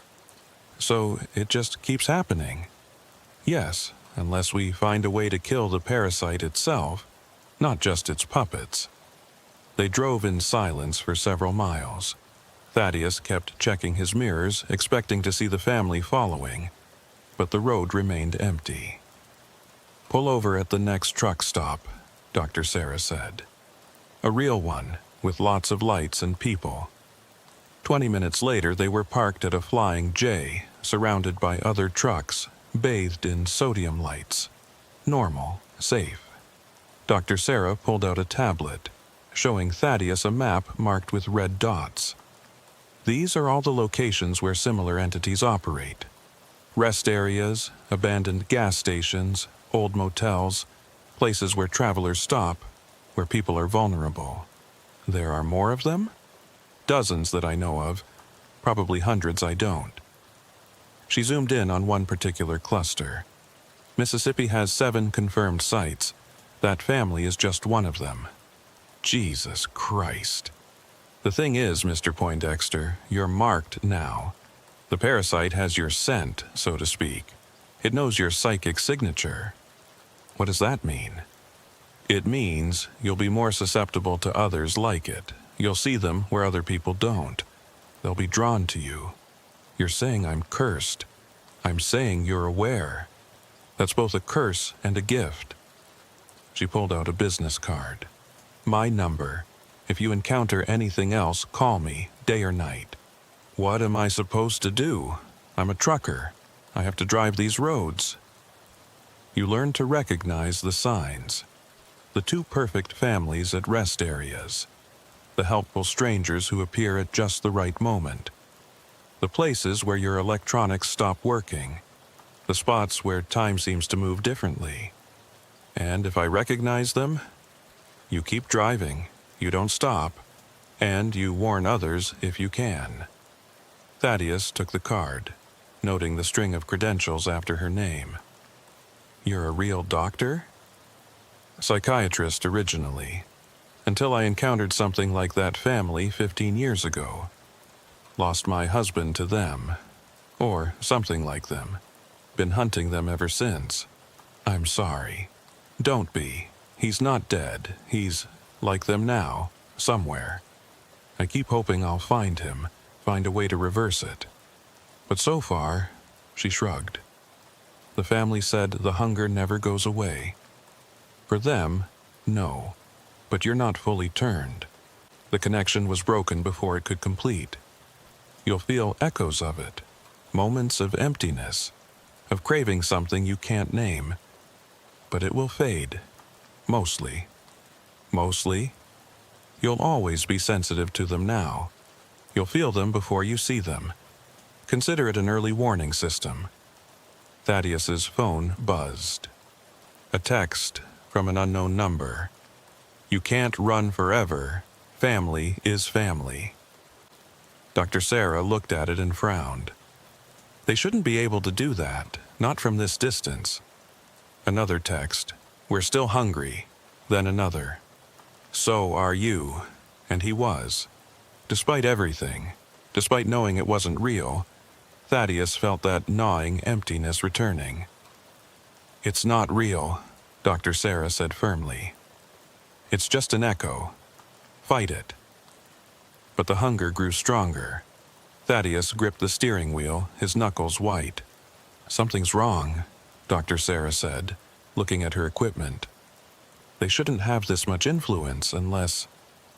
She turned to look out the back window of the truck. Oh no. Thaddeus looked in his mirror.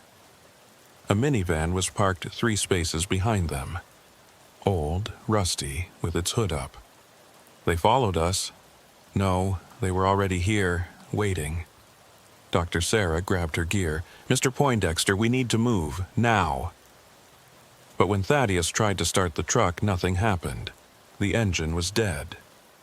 They're getting stronger, Dr. Sarah said. Learning.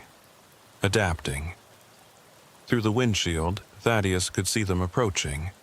Not just the Widdershins family, but others. A dozen figures, all moving with that same synchronized gait, all wearing those empty smiles.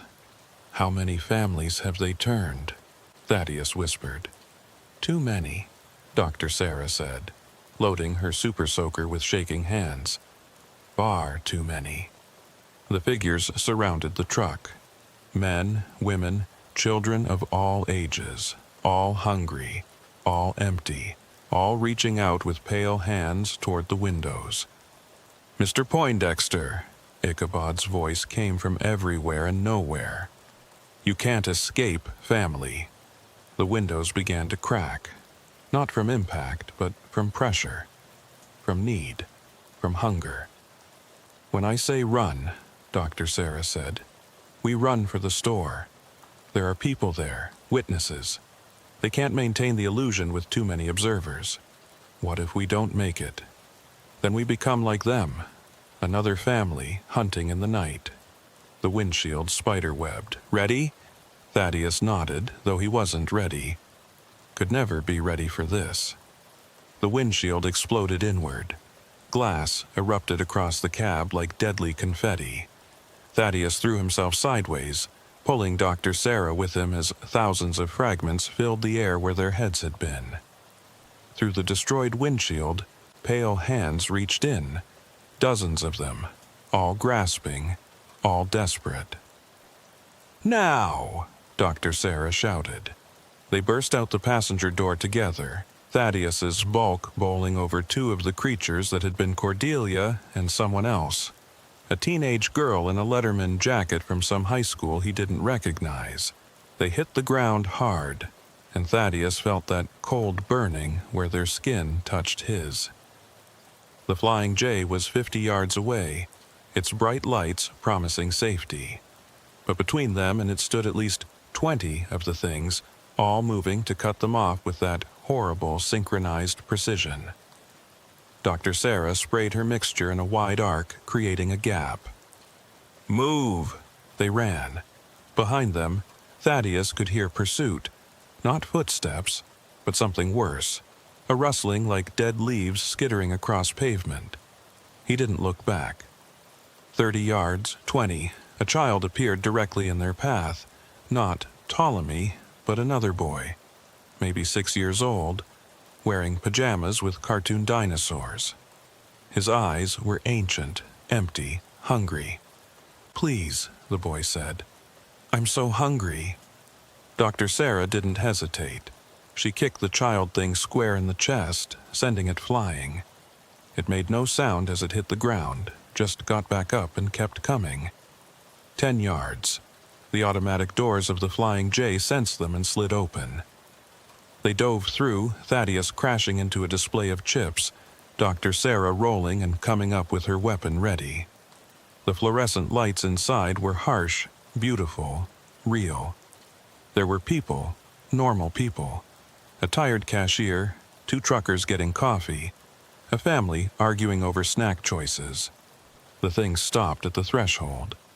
They couldn't cross. Not with so many witnesses. Sir, are you okay? The cashier, a young man with gauges in his ears, was staring at them with concern. Thaddeus realized how they must look, covered in glass fragments, sweating, terrified. There was an accident, Dr. Sarah said smoothly, despite her heavy breathing. Windshield exploded. Defective glass. We're fine, just shaken. Should I call the police? Already done, she lied. We just need a moment. Through the glass doors, Thaddeus could see them. Still there, still waiting. But to everyone else, they were invisible. The other customers walked past the doors without seeing the crowd of hungry dead standing just outside. They can't come in, Dr. Sarah whispered. Too many living minds. Too much reality. It breaks their illusion. So we're safe? For now? But we can't stay here forever. Thaddeus's phone buzzed. Another text. Come outside. End this. Join the family. Then another. Everyone leaves eventually. And another. We have all the time in the world. Block the number, Dr. Sarah said. It's not a number. It just says unknown. Then turn the phone off. He did. It buzzed anyway. That's not possible, he said, staring at the dark screen now showing a message. You can't turn off hunger. Dr. Sarah pulled out her tablet, fingers flying across the screen. I'm calling in support. There's a network of us, people who've encountered these things and survived. We have protocols for situations like this. Situations like being trapped in a truck stop by hungry ghosts. More common than you'd think. One of the truckers getting coffee walked toward the door, heading out for a smoke. He couldn't see the things waiting outside. Stop him, Dr. Sarah said urgently. Thaddeus moved quickly, intercepting the man. Hey buddy, you got a light? Mine's in my truck. The trucker, an older black man with kind eyes, patted his pockets. Sure, hear you. Through the glass, Thaddeus saw Ichabod's face twist with rage. The thing that had been the Widdershins' patriarch pressed against the glass, and for just a moment, the trucker saw him. Jesus Christ! The trucker stumbled backward, lighter falling from his hand. What the hell is that? You can see them? Sarah asked, moving closer. See what I saw? I don't know what I saw. A face, but wrong. All wrong. You've encountered them before, Dr. Sarah said. It wasn't a question. Maybe not these ones, but something like them. You have the sensitivity. The trucker, his jacket said Marcus, looked between them. You talking about the things at rest stops? The families that ain't quite right? You know, Thaddeus breathed. Been driving 27 years. You see things. Learn what to avoid. Never stop at the Garrison exit in Kentucky. Never use the bathroom at the 12-mile service area in Montana. And never, ever help a family broken down at night. But you've never talked about it, Dr. Sarah said. Who'd believe me? Besides, talking about them seems to make them stronger. Like it invites them in. Outside, more figures were joining the crowd. Thaddeus recognized some of them from missing trucker posters he'd seen over the years. They all stood perfectly still, staring through the glass with their empty eyes. How long until dawn? Marcus asked. Dr. Sarah checked her phone. 3 hours. They'll be weaker then. Not gone, but weaker.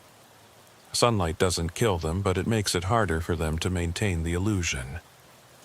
You know a lot about them, Thaddeus said. Marcus rolled up his sleeve, revealing old scars that looked like burns. Got too close once. Indianapolis, 2008. Family of 5 at a rest stop. Said their car was broken. I was young, stupid, helpful. They almost got me. Would have, if another trucker hadn't shown up with a flare gun. Fire hurts them? Fire, salt, running water. They're not ghosts, not exactly, but they follow some of the same rules. Why are there so many? Dr. Sarah was counting the figures outside. I've got 37 now. The Widdershins never traveled with this many. Maybe they called for help, Marcus said grimly. These things, they communicate somehow, share information. If one group finds a particularly tough target, they call in reinforcements, Thaddeus finished. His dead phone lit up again. 43 families now, more coming. 43 families, Dr. Sarah said, doing quick math. If each family is 4 people average, that's over 170 of them. They're pulling in every entity in Mississippi, Marcus said. Maybe from other states, too. The cashier was staring at them now. Y'all okay? You're acting kind of weird. Just tired, Dr. Sarah said. Long night. But the young man wasn't buying it. He walked toward the doors, squinting. Is there something out there? Don't look too hard, Marcus warned. Sometimes seeing them lets them see you. But it was too late. The cashier's eyes widened as the veil lifted for him. Oh God, what are those things? The moment he saw them, they saw him. Every head turned in perfect unison to stare at the young man. Get away from the door, Dr. Sarah ordered. The cashier stumbled backward, but the damage was done. The things pressed closer to the glass. The automatic doors started to slide open, sensing their presence. The doors! Thaddeus lunged for the manual override, slamming his fist on the emergency stop button. The doors froze halfway open. Cold air rushed in, carrying that sweet, sick smell of decay. And with it, whispers, so hungry. Join us. Family is forever. You can't fight the emptiness. The other customers in the store were starting to notice something was wrong. The arguing family had stopped, staring at the doors. The other trucker had put down his coffee. Everyone needs to move to the back of the store, Dr. Sarah announced with authority. There's been a chemical spill outside. Dangerous fumes. Most people started moving, but some hesitated. Through the half-open doors, pale hands were reaching in, testing the barrier. Marcus grabbed a bag of road salt from a display. This might help. He tore it open and poured a line across the doorway.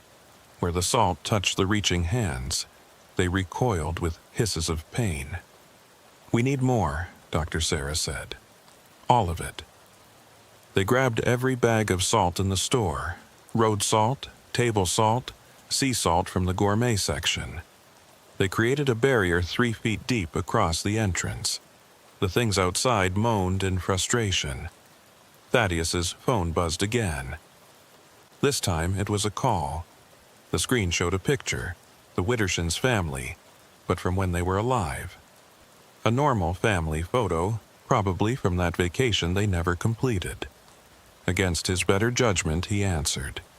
Mr. Poindexter. It was Ichabod's voice, but different. Sadder, more human. Please, we just want to go home. You are home. That rest area is your home. No, home is Akron. Home is our little house on Maple Street. Home is where Ptolemy's toys are, where Cordelia's garden grows, where our lives were. Your lives ended in 1987. Did they, or did they just change? We're still here, still together, still a family. You're parasites. You feed on others. We feed because we must, because the hunger demands it. But if we could fill it, truly fill it, maybe we could rest. Maybe we could finally take that vacation. What do you want from me? You're strong, Mr. Poindexter, stronger than most. You could feed us for a long time, long enough, perhaps, to break the cycle. You want me to sacrifice myself? We want you to join us willingly. It's different when someone chooses it. The hunger is satisfied differently. Dr. Sarah grabbed the phone. He's not interested." She hung up. Immediately, all the phones in the store started ringing. The cashier's cell, the store phone, even the pay phone that probably hadn't worked in years. All ringing in unison. "Don't answer them," Dr. Sarah warned, but the cashier had already picked up the store phone. His face went pale as he listened. Then, without a word, he started walking toward the door. "Stop him," Marcus shouted. Thaddeus tackled the young man just before he reached the salt barrier. The cashier fought with surprising strength, muttering, "Family. Need to join the family." "He's been influenced," Dr. Sarah said. The call created a connection. The other customers were getting agitated. Some were trying to call 911, but their phones weren't working properly. Others were demanding to leave, not understanding why they were being kept inside. "We're going to have a panic soon," Marcus said. Through the doors, Thaddeus saw something that made his blood freeze. Cars were arriving in the parking lot. Dozens of them. All old, all in various states of decay. The vehicles of families that had been taken over the years. "They're all coming," he whispered. "Every one of them in the state." "Maybe more," Dr. Sarah said, watching her tablet. "I'm seeing energy signatures from Louisiana, Alabama, Tennessee. This is unprecedented. They've never gathered in these numbers before. Why now? Why us? Because you escaped twice. That's never happened before. You're an anomaly, and anomalies must be corrected." The fluorescent lights in the store began to flicker. The temperature dropped 10 degrees in seconds. "They're pushing against reality itself," Dr. Sarah said. "This many of them, all focused on one point. They might actually be able to break through. What happens if they do? Then this place becomes like the rest area, a wound in the world where the normal rules don't apply." The salt barrier began to smoke. The crystals were darkening, consumed by some invisible force. "We need another solution," Marcus said. Dr. Sarah was typing frantically on her tablet. "I've sent out an emergency call. Every hunter in 5 states knows what's happening, but help won't arrive in time. Then we fight," Thaddeus said, surprising himself with his determination. "With what? You can't fight hunger with your fists." "No, but you can feed it." They all looked at him. "You said they want me specifically, that I could feed them for a long time. What if I gave them what they wanted?" "That's suicide," Dr. Sarah said flatly. "Is it? Or is it the only way to save everyone else in this store? There has to be another way." But even as she said it, the salt barrier crumbled entirely. The doors slid fully open. The things poured in. The store erupted in chaos. Customers screamed as they finally saw what had been hidden. The pale figures moved through the aisles like a tide, reaching for anyone they could touch. Marcus threw bags of chips and cans of soup, anything he could grab. It didn't hurt them, but it slowed them slightly. Dr. Sarah emptied her super soaker, creating a path of burning, screaming entities, but there were too many. And in the middle of it all stood the Widdershins family, patient as death, waiting for Thaddeus to make his choice. "Mr. Poindexter," Ichabod said, his voice cutting through the chaos, "end this. You know what you have to do." Thaddeus looked around the store. The cashier was pressed against a wall, terrified. The family with children huddled behind the counter. Marcus and Dr. Sarah fought desperately, but they were being overwhelmed. All these people would die, or worse, because of him. Because he'd stopped at the wrong rest area. Because he'd escaped what should have claimed him. "If I come with you," he said, "you let everyone else go." "Thaddeus, no," Dr. Sarah shouted. "All of them," Thaddeus continued. "Every person in this store walks out alive and unchanged, and you never come back here, never hunt from this place again." Ichabod considered this. You'll come willingly? No resistance? No resistance. Then we have an accord. The chaos stopped instantly. The entities stepped back, creating a path from Thaddeus to the door. Don't do this, Dracera pleaded. Take care of my truck, Thaddeus said, tossing her his keys. Make sure my company knows. Tell them I had a heart attack or something. Something normal. There has to be another way. There isn't. He looked at Marcus. You know there isn't. Marcus nodded slowly, sadly. Sometimes the only way out is through. Thaddeus walked toward the door. Each step felt like a mile, but also like coming home. The hunger inside him, the one he'd been fighting, rose to meet its kin. The Widdershins family surrounded him as he exited the store. But something was different. They looked more human, more like the family in that old photo. Thank you, Cordelia said, and she sounded genuinely grateful. Will it hurt? Thaddeus asked. No, Ptolemy said, taking his hand.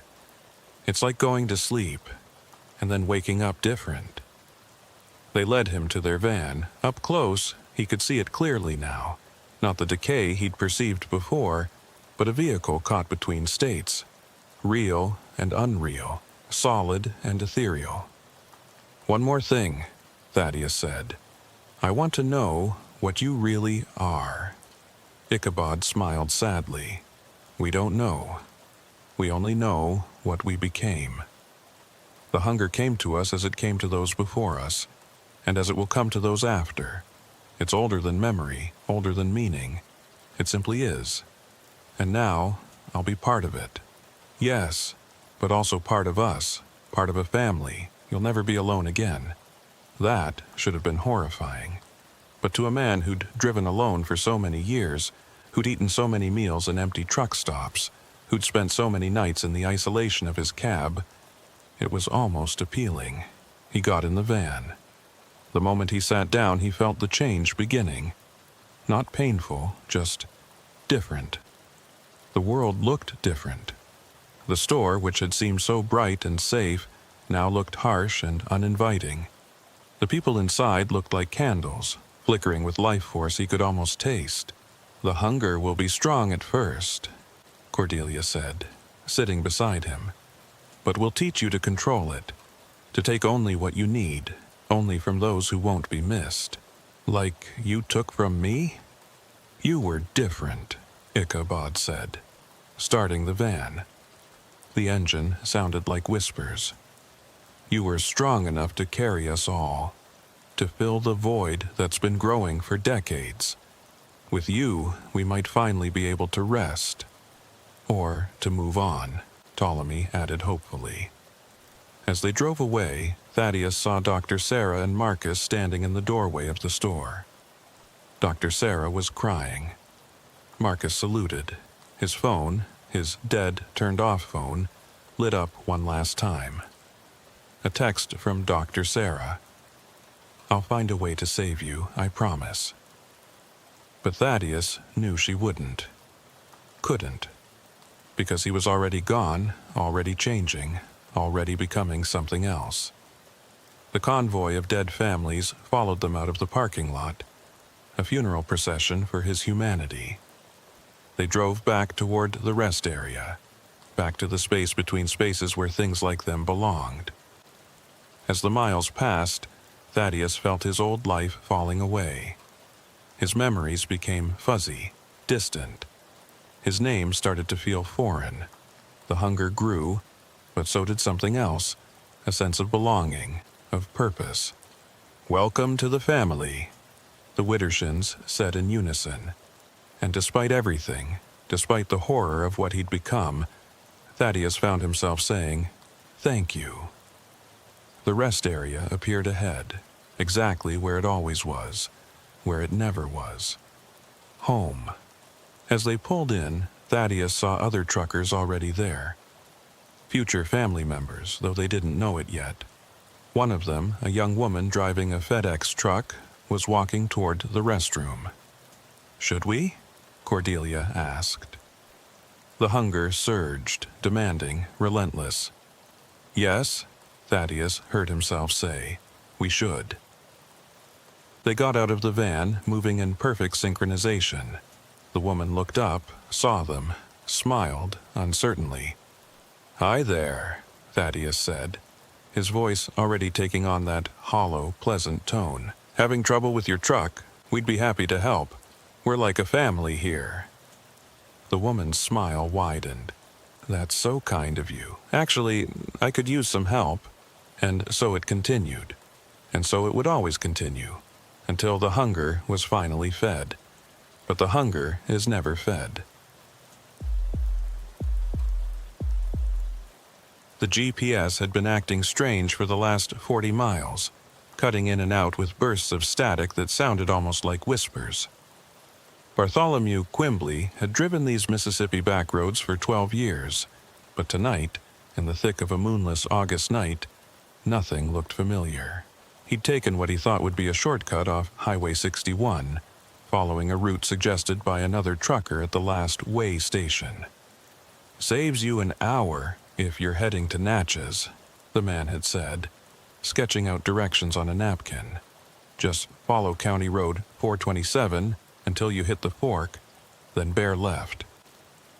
But there had been 3 forks so far, and no sign of County Road 427. Bartholomew's Peterbilt rumbled through the darkness, high beams cutting through humidity so thick it looked like fog.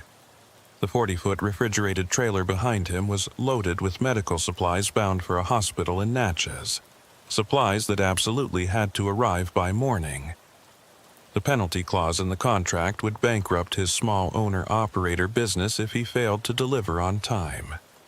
At 61 years old, Bartholomew had thought he'd seen everything the road could throw at him. He'd driven through blizzards in Montana, sandstorms in Nevada, even a tornado in Oklahoma. But being lost in Mississippi felt different. Wrong. The trees pressed in on both sides of the narrow road, Spanish moss hanging like funeral shrouds. No lights anywhere except his own. No other vehicles. No signs of civilization at all. The fuel gauge read a quarter tank. Enough to go maybe 60 more miles if he was careful. The problem was, he had no idea if he was 60 miles from anywhere or 600. His phone showed no signal, hadn't for the last hour. The CB radio produced nothing but static on every channel. Even the satellite radio had gone quiet, leaving him alone with the rumble of the engine and his increasingly anxious thoughts. A shape appeared in the road ahead. Bartholomew hit the brakes, the trailer's weight pushing against the cab as he brought the rig to a stop. A tree had fallen across the road, a massive oak that must have been growing for centuries. There was no way around it. The ditches on either side were too deep for his truck to navigate. Damn it all to hell, Bartholomew muttered, setting the parking brake. He'd have to back up, find somewhere to turn around. But as he put the truck in reverse, his backup lights illuminated something that made his blood run cold. Another tree had fallen across the road behind him. He was certain it hadn't been there when he'd passed. He would have seen it, would have felt the truck drive over even a branch. He was trapped. Bartholomew sat in his cab for a moment, considering his options. He could wait until morning, hope someone came along. But the medical supplies needed refrigeration, and his trailer's cooling unit would drain the battery if he let it run all night without the engine going. He could try to move one of the trees, but even the smaller one probably weighed several tons. Then he saw the light. Off through the trees to his right, maybe 100 yards into the forest, a warm yellow glow like lamplight. A house? Way out here? He grabbed his flashlight and his phone, locked the truck, and started walking toward the light. The ground was soft, spongy with decades of decomposed leaves. The air smelled of rot and stagnant water. Something rustled in the underbrush, keeping pace with him but staying just out of his flashlight's beam. The light grew brighter as he pushed through the undergrowth. Then, suddenly, the trees opened up into a cleared area, and Bartholomew found himself looking at the most incongruous thing he'd ever seen in the Mississippi backwoods. It was a house, but not the rundown shack or modest farmhouse he'd expected. This was a mansion, 3 stories of pristine white columns and wraparound porches, like something out of Gone with the Wind. Every window blazed with light, and he could hear music, old-timey jazz, drifting from inside. A couple sat on the front porch in rocking chairs, despite the late hour. The man stood as Bartholomew approached, and even in the dim porch light, Bartholomew could see he was dressed like someone from another era. Suspenders, bow tie, hair slicked back with pomade. "Well, well," the man called out in a cultured southern accent. "A visitor. How delightful. I'm Archibald Pennywhistle, and this is my wife, Magnolia." The woman stood as well, smoothing down a dress that belonged in a 1950s catalog. She was beautiful in an unsettling way, like a porcelain doll that had been too perfectly painted. "I'm sorry to bother you folks," Bartholomew said, stopping at the porch steps. "My truck is blocked by fallen trees and I'm lost. I was wondering if I could use your phone." Archibald and Magnolia exchanged a look that Bartholomew couldn't quite read. "Oh, I'm afraid we don't have a telephone," Archibald said. "We prefer to live simply out here, away from all that modern nonsense." "No phone?" Bartholomew looked at the house again. Electric lights blazed in every room. He could hear the jazz coming from what sounded like a record player, but a very high-quality one. "Maybe you could tell me where I am, then?" Bartholomew asked. "I was trying to find County Road 427. 427?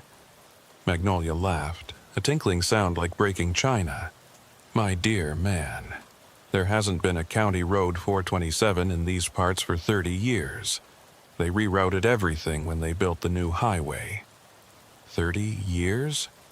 But the trucker at the way station had just...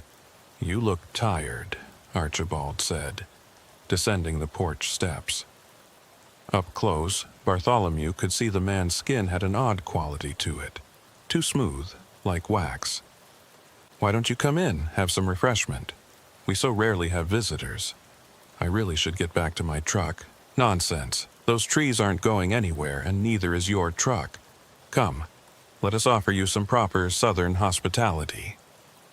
There was something in the way he said it that made it sound less like an invitation and more like a command.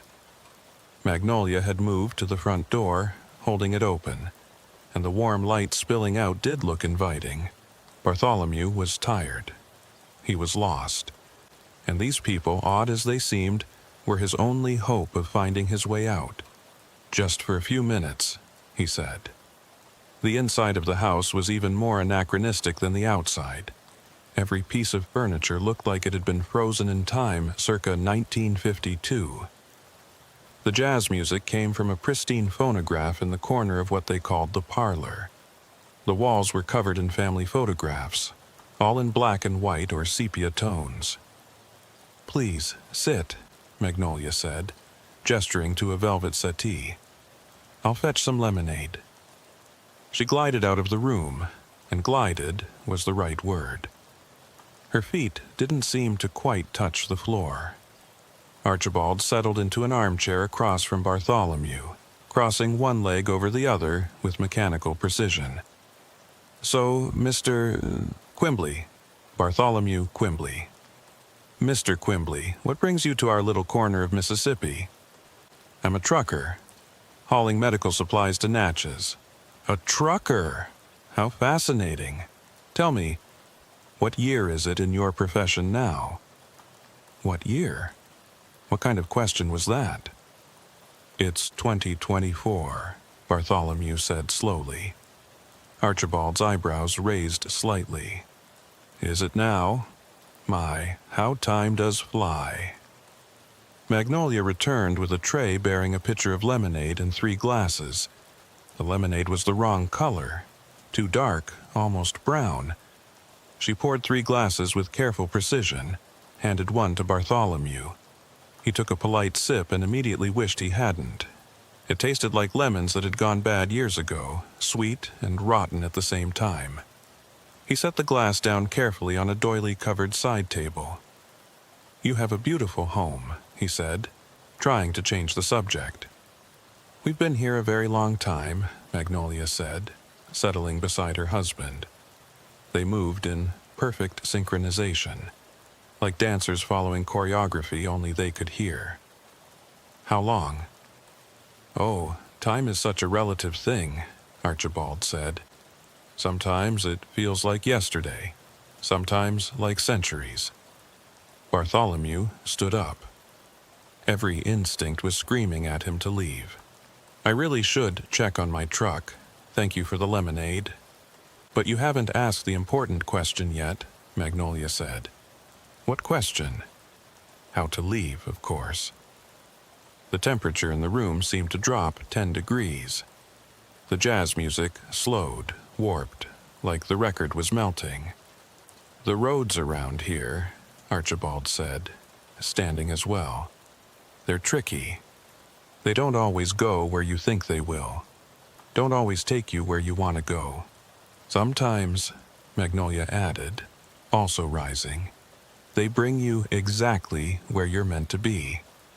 I'm meant to be in Natchez, with my delivery. Are you, or are you meant to be here with us? We've been waiting for someone like you. Someone like me. Someone strong. Someone with endurance. Someone who can help us with our particular situation." Bartholomew backed toward the door. "I think there's been a misunderstanding. I just need directions." "We all need something, Mr. Quimbley," Archibald said, following him step for step. "You need directions. We need assistance." "With what?" They exchanged that look again, and this time Bartholomew caught what it meant. Hunger. They were looking at him like he was a meal. "You see," Magnolia said, her voice dropping to barely above a whisper, "we've been here so very long, and we're so very tired, but we can't leave, can't rest, can't stop." "Stop what?" "Collecting," Archibald said. The photographs on the wall suddenly made sense. They weren't all of the same family. They were different people, dozens of them, maybe hundreds, all posed in the same positions, in the same rooms, wearing similar clothes, like a collection. "Those are," Bartholomew started. "Our guests," Magnolia finished. "Over the years. So many travelers, lost on these roads. We offer them hospitality. Some accept, some don't." "What happened to them?" "They're still here," Archibald said, and his smile was too wide, showing too many teeth. "Would you like to meet them?" Bartholomew ran. He burst through the front door, leaped off the porch, and ran toward the trees where he'd entered the clearing. Behind him, he heard Archibald and Magnolia laughing. Not the normal laughter of amused hosts, but something else. Something that sounded like wind through a graveyard. The trees seemed denser than before. The path he'd taken vanished. Branches caught at his clothes. Roots tried to trip him. His flashlight flickered and died, leaving him to stumble through the darkness guided only by the faint glow of his truck's marker lights in the distance. When he finally broke through to the road, he saw something that made him stop dead in his tracks. The fallen trees were gone. The road was clear in both directions. But his truck was different. Older, covered in rust and moss like it had been sitting there for years. The trailer's refrigeration unit was silent, dark. The tires were flat, rotted. "That's not possible," he whispered. "Time is such a relative thing." He spun around. Archibald and Magnolia stood at the edge of the forest, still in their perfect clothes, still wearing their perfect smiles. "Your truck has been here for quite some time," Magnolia said. "Though, I suppose it's only been a few minutes for you." "That's not my truck." "Isn't it? Check the registration." Check the cargo." Against his better judgment, Bartholomew approached the cab. The door creaked open on rusty hinges. Inside, scattered on the seat, were his possessions: his logbook, his sunglasses, his coffee mug. But they were aged, faded, covered in dust.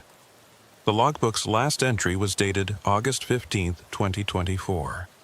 Today's date? No, today's date was August 15th, 2024. "How long?" he asked, not turning around. 3 years, Archibald said. "You've been our guest for 3 years." "That's impossible. I just got here." "You just got here. You've been here for 3 years. Both are true. Time doesn't work quite right around our house." Bartholomew's phone, dead for so long, suddenly lit up. Dozens of messages flooded in. Missed calls, texts, voicemails, all dated over the course of 3 years. His company wondering where he was. His sister filing a missing person report. His ex-wife calling to say she was sorry about their last fight. "Please come home. This is a trick."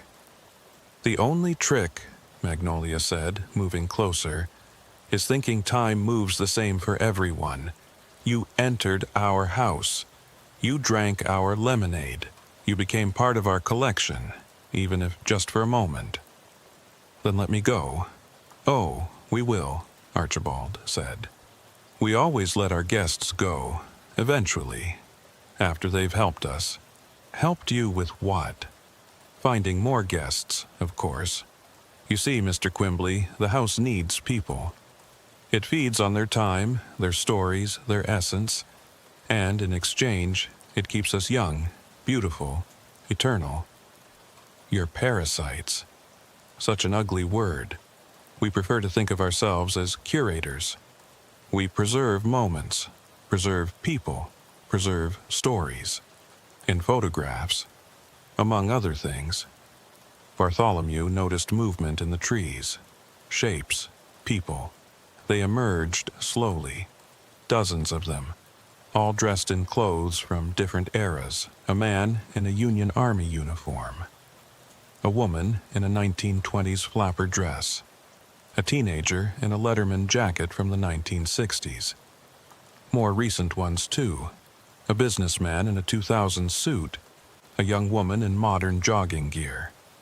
They all moved wrong, like marionettes with half their strings cut. "Our collection," Magnolia said proudly. "Gathered over 150 years. "You're over 150 years old?" "Oh, much older than that. The house has been here since before the Civil War. We were its first residents. And now you want me to join them." "Not just join," Archibald said. "Help us expand. You see, the roads are changing. Fewer people get lost now, with their GPS and smartphones. We need someone who knows the modern roads, who can guide travelers to us." "I won't." "Won't you?" Magnolia touched his arm, and where her fingers made contact, Bartholomew felt his skin age, wrinkle, then return to normal. "You've already lost 3 years. Your life outside is gone, your job, your relationships, everything you knew. What do you have to go back to?" She was right. Even if this was some kind of trick, even if only minutes had passed, who would believe him? He'd been missing for 3 years. His CDL would be expired. His truck was destroyed. His company had probably declared him dead. "I see you understand," Archibald said. "So here's our offer. Help us for, let's say, 10 years. Bring us travelers. Help maintain the collection. And then we'll let you go, with your youth restored and enough money to start over anywhere you want. 10 years? Which will pass like 10 minutes for you if you choose. Or like 10 actual years. Time is negotiable here. And if I refuse?" They looked at the collected people around them. The Union soldier's mouth opened and closed, no sound coming out. The flapper woman reached toward Bartholomew with desperate, grasping fingers. "Then you join them," Magnolia said simply. "Another photograph on our wall, another story in our collection, forever."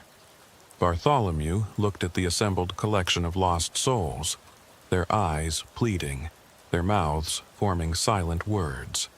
The Union soldier kept pointing at something, his own throat, then at Archibald, then at the house, trying to communicate something. "What's he trying to say?" Bartholomew asked. "Oh, don't mind him," Archibald said dismissively.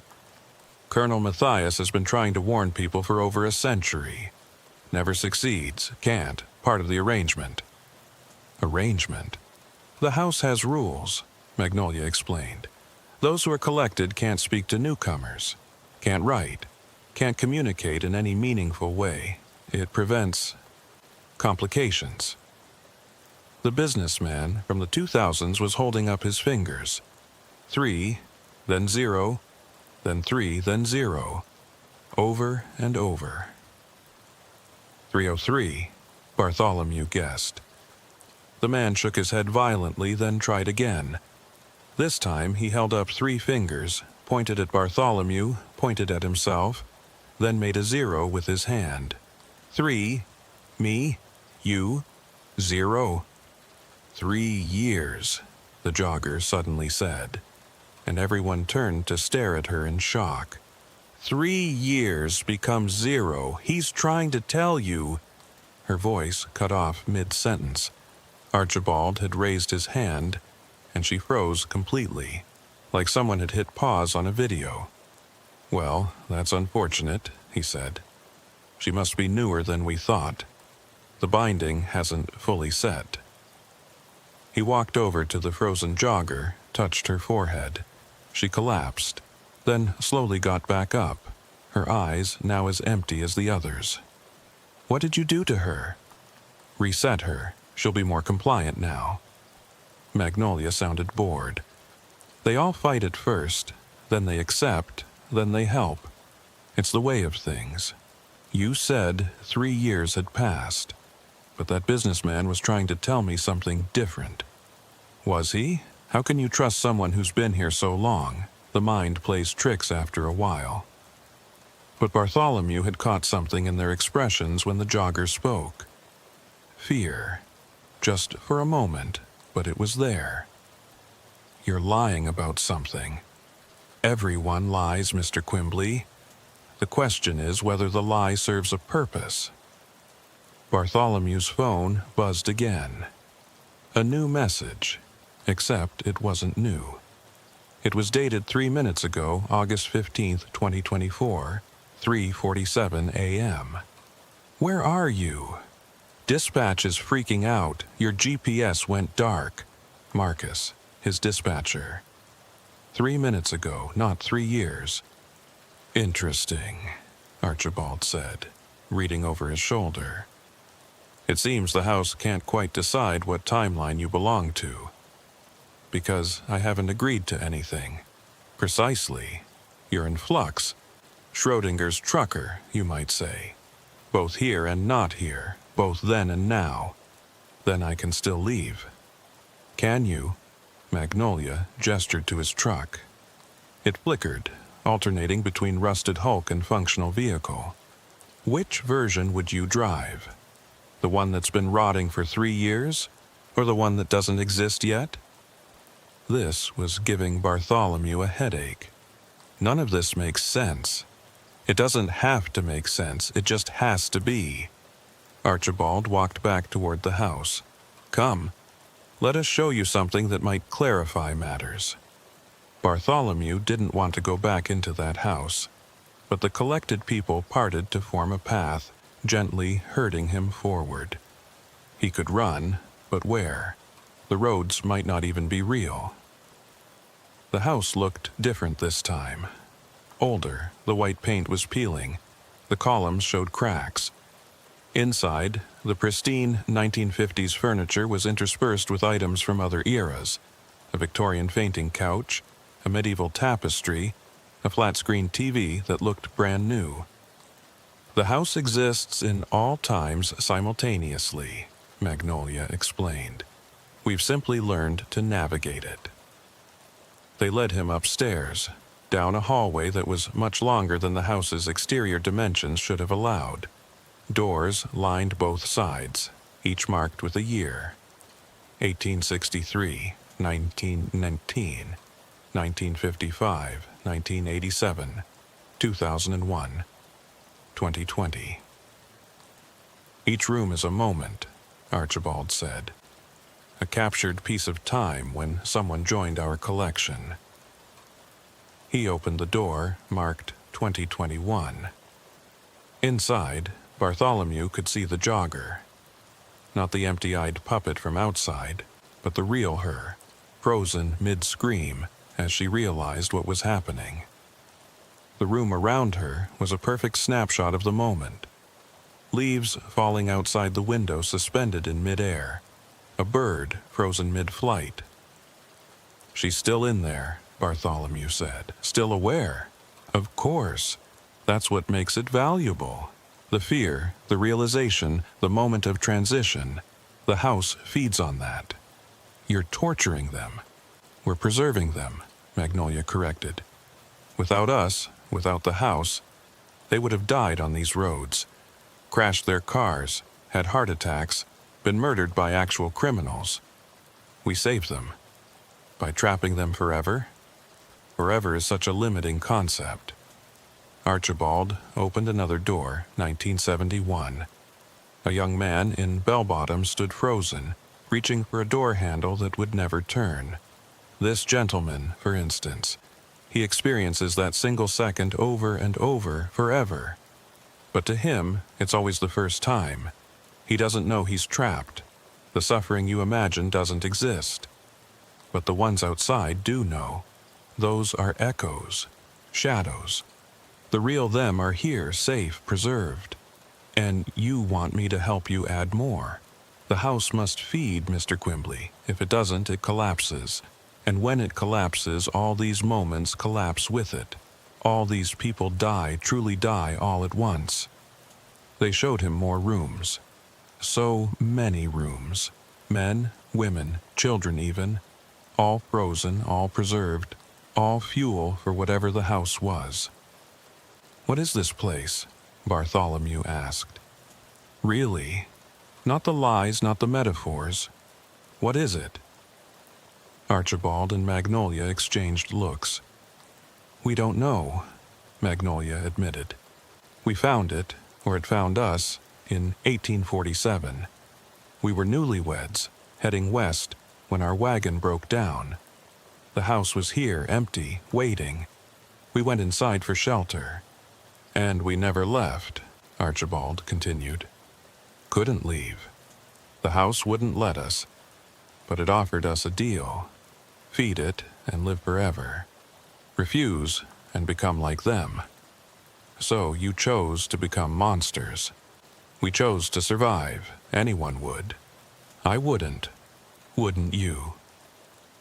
Magnolia opened a door at the end of the hall.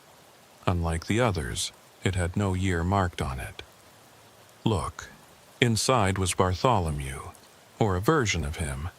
Older, grayer, sitting in a rocking chair on a porch that looked exactly like the one downstairs.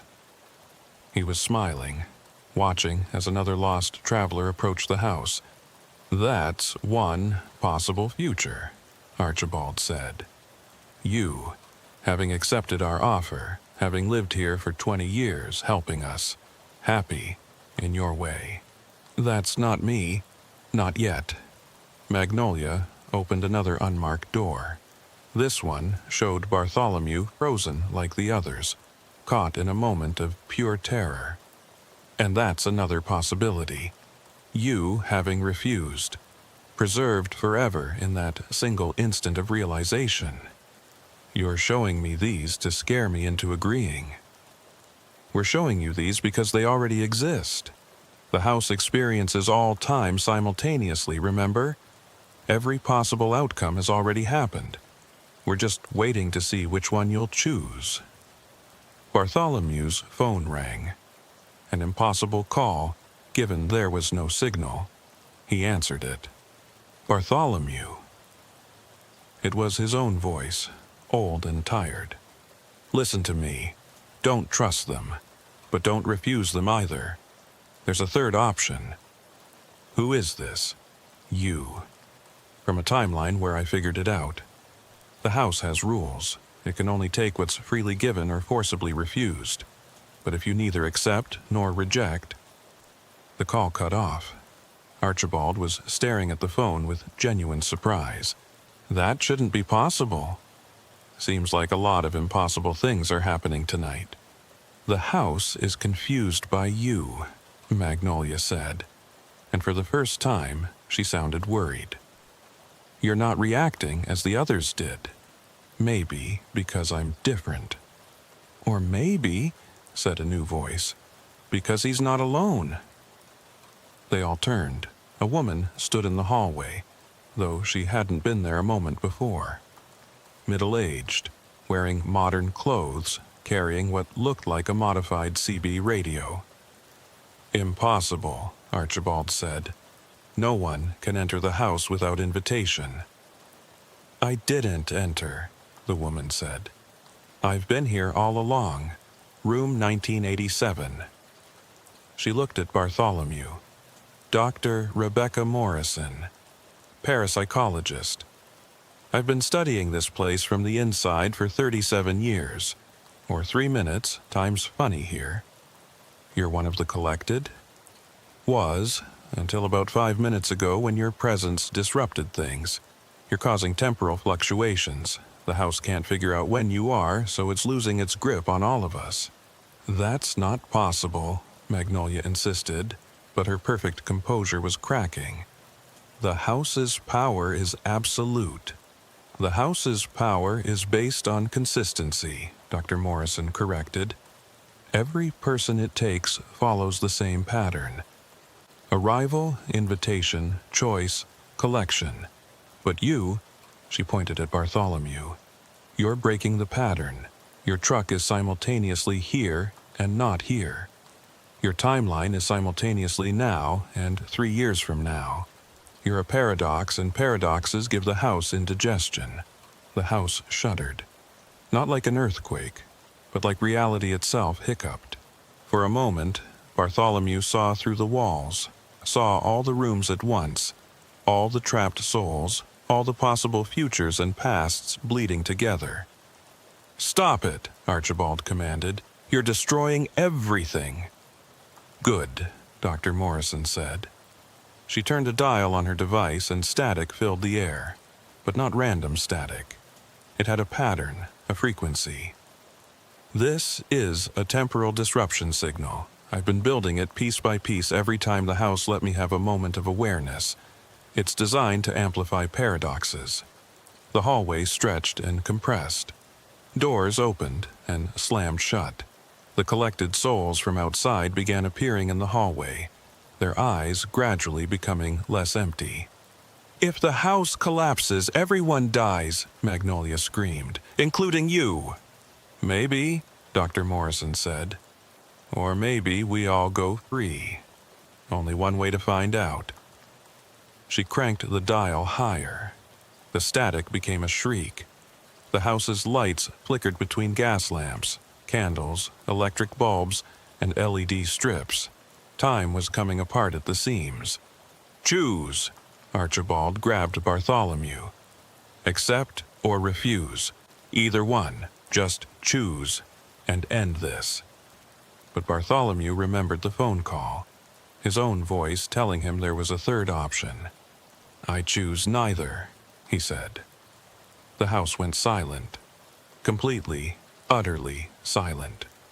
Even the static stopped. "What?" Magnolia whispered.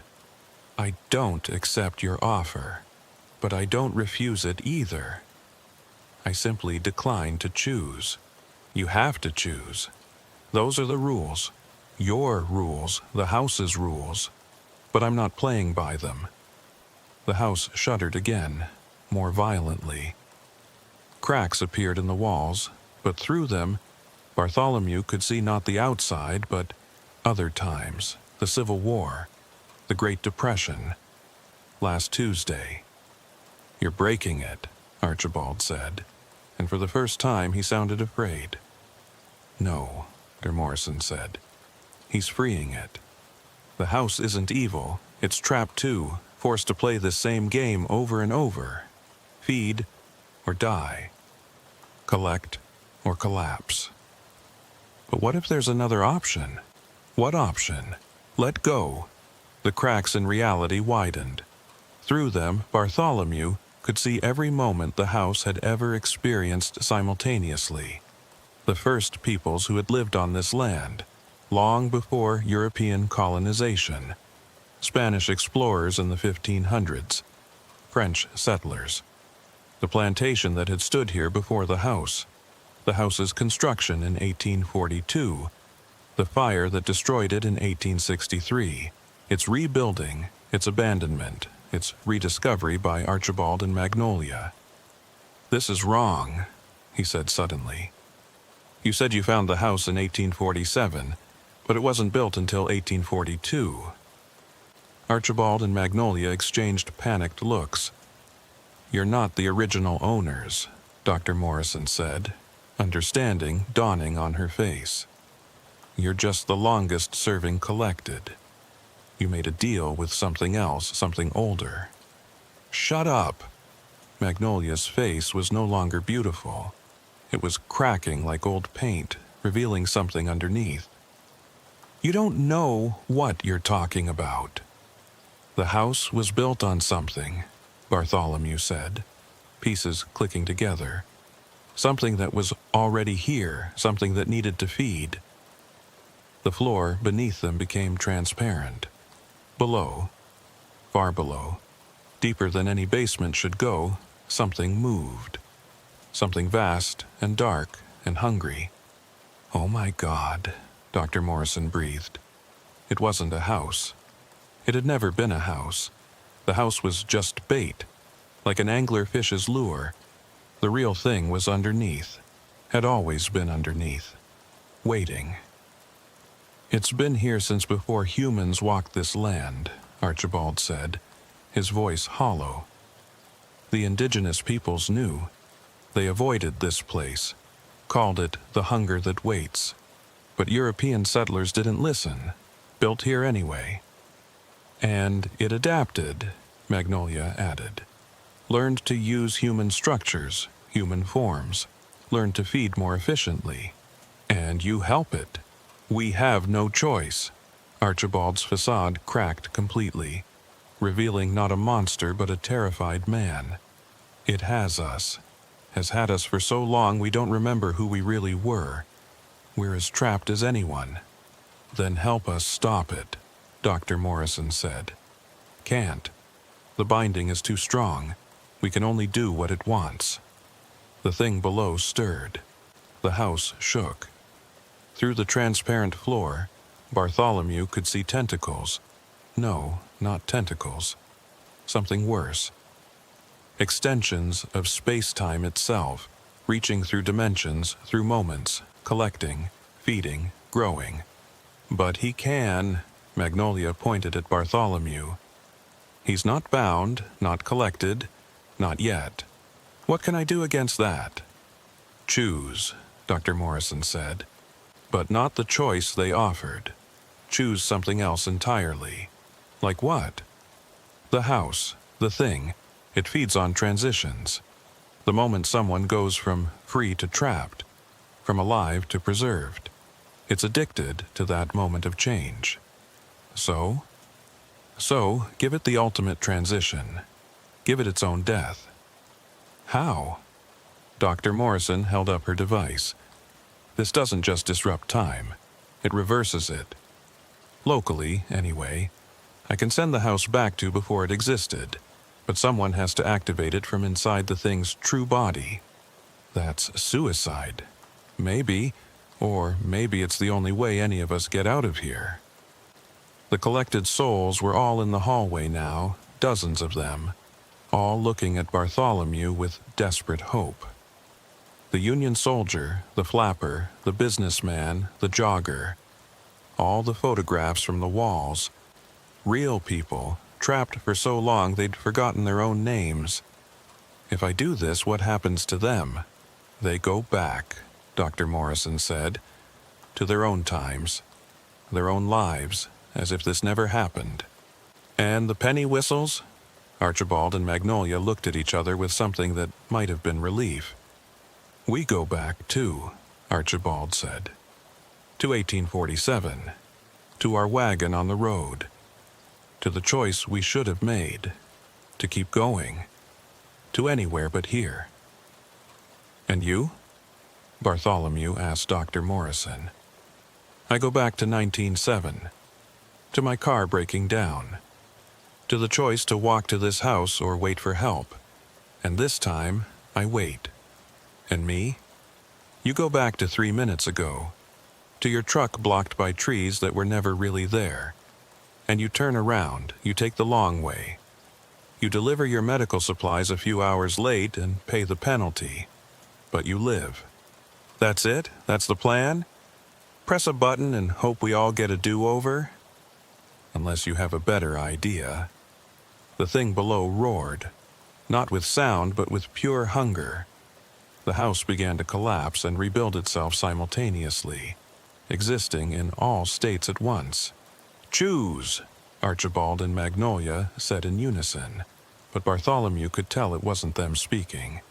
It was the thing using their voices. Choose now or be consumed. I choose, Bartholomew said, taking the device from Dr. Morrison, to end this. He ran, not away from the thing but toward it, down stairs that shouldn't exist, through doors that opened onto nothing, deeper and deeper into the house's impossible geometry. Behind him, he could hear the others following, not to stop him, but to help. The Union soldier tackled a manifestation that tried to block the path. The jogger kicked open a door that had no handle. The businessman shouted directions to rooms he'd been trapped in for 2 decades of seconds. The basement wasn't a basement, it was a throat. The thing's true mouth disguised as architecture. The walls were wet, pulsing, alive. The air tasted of copper and rotted time. At the center was something that hurt to perceive. Not because it was horrible, though it was, but because it existed in too many dimensions at once. Bartholomew's brain kept trying to process it and failing, showing him fragments. Teeth that were doorways, eyes that were windows, a heart that was every clock that had ever ticked in the house. Here, Dr. Morrison shouted, pointing to what might have been the thing's core. Or one of them. Put the device there and activate it. Bartholomew fought his way forward. The thing's defenses were more conceptual than physical. Suddenly, he was 5 years old, lost in a shopping mall. Then he was 17, watching his father die. Then he was 30, signing divorce papers. Every moment of loss and fear and transition in his life weaponized against him. But he kept moving. Because behind him were people who had endured worse for longer. The colonel had been trapped since 1863. The flapper since 1923. They had suffered decades, centuries. He could handle a few more minutes. He reached the core, placed the device. His finger hovered over the activation button. Wait. Magnolia's voice, but really Magnolia this time, not the thing. If you do this, if you reverse it all, we won't remember. None of us will. We'll be saved, but we won't know we were saved. Is that bad? Those who don't remember history are doomed to repeat it. Someone else will build here. Someone else will feed it. She was right. If they all forgot, if this was erased, the thing would just wait for the next victims.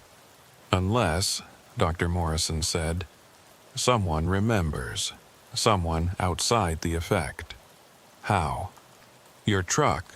It's been in temporal flux this whole time, existing both here and not here. If you activate the device from inside your truck's cab, you might remain partially outside the effect, you might remember. Might? Or you might be torn between timelines and cease to exist. I don't know. The thing roared again. The house was coming apart faster now. Walls became ceilings, became floors, became nothing. "Do it!" Archibald shouted. "Whatever you're going to do it now!" Bartholomew ran again, up from the basement throat, through the dissolving house out to his truck. It was solid now, real, his anchor to the present. He climbed in, still holding the device. Through the windshield he could see everyone. All the collected souls standing in a circle around the truck, holding hands, protecting him, buying him time. He looked at the device, such a small thing to end such a vast horror. He pressed the button. Reality screamed. Then, Bartholomew jerked awake in his truck's cab. The engine was running. The dashboard clock read 3:44 a.m., August 15th, 2024. Through the windshield he could see the road ahead, clear and empty. No fallen trees, no obstacle at all. His phone buzzed. "Where are you?" Marcus texted. "GPS shows you stopped." Bartholomew looked around. He was on a small pull-off on a back road. Why had he stopped? He couldn't remember. Something about trees? A house? He shook his head, trying to clear the fog. He'd been driving for too long, that was all. Microsleep, dangerous. He pulled back onto the road, checking his GPS. He was only 40 miles from Natchez. He'd make his delivery on time after all. As he drove, he noticed something in his cup holder. A piece of paper, folded and worn. He didn't remember putting it there. At the next red light, he unfolded it. It was a note in his own handwriting. "The Penny Whistle house is real. County Road 427 doesn't exist. If you see the lights through the trees, don't stop. The thing below is still hungry, still waiting. Remember, someone has to remember." Below that, in different handwriting, "Thank you. Archibald and Magnolia. Penny Whistle, 1847. And below that, in yet another hand, "The device is under your seat, just in case. Dr. Rebecca Morrison, 1987. Bartholomew reached under his seat. His fingers found something metal, covered in dials and switches he didn't understand. He pulled over again, his hands shaking. Memories flooded back and not all of them, but enough. The house, the thing, the collected souls, the choice he'd made. He looked back at the road he'd just driven. In his mirrors he could see lights through the trees. Warm, inviting lights from a house that shouldn't exist. As he watched, a car slowed down. Its driver probably lost, probably tired, probably thinking how nice it would be to ask for directions. Bartholomew grabbed his CB radio, tuning to channel 19. "Breaker, breaker. This is Quimbley. Anyone southbound on the old highway near mile marker 47, do not, repeat, do not, stop at the house with the lights. Take the long way around." 10-4, Quimbley, came a voice. "Appreciate the heads up. Weird thing to warn about, though. You have no idea." The car on the road sped up, past the hidden turnoff to the house. Safe for now. Bartholomew put the device back under his seat and continued driving. He had medical supplies to deliver. But now he had another job too. Watching. Warning. Remembering. Because the thing below was still there, still hungry. The house was still there, waiting for the next lost traveler. The penny whistles, in some timeline, were still trapped, still collecting. But now someone knew. Someone remembered. And as long as Bartholomew kept driving these roads, kept warning others, maybe that would be enough. His phone rang. Unknown number. "Mr. Quimbley." The voice was old, refined, familiar. "This is Archibald Pennywhistle. The real one, I mean. from 1847. That's impossible. The timeline was reversed. For most. But you created a paradox, remember? Some echoes remain. We're one of them. Magnolia and I, we're free, but we remember. We remember everything. Where are you? Oregon Territory. We made it west after all. Started a new life, had children, grew old, died. But part of us remembers, will always remember. Why are you calling? To warn you. The thing below, it remembers too. It knows what you did, and it's angry. What can it do? It's trapped in that house. For now. But it's learning, adapting, finding new ways to feed.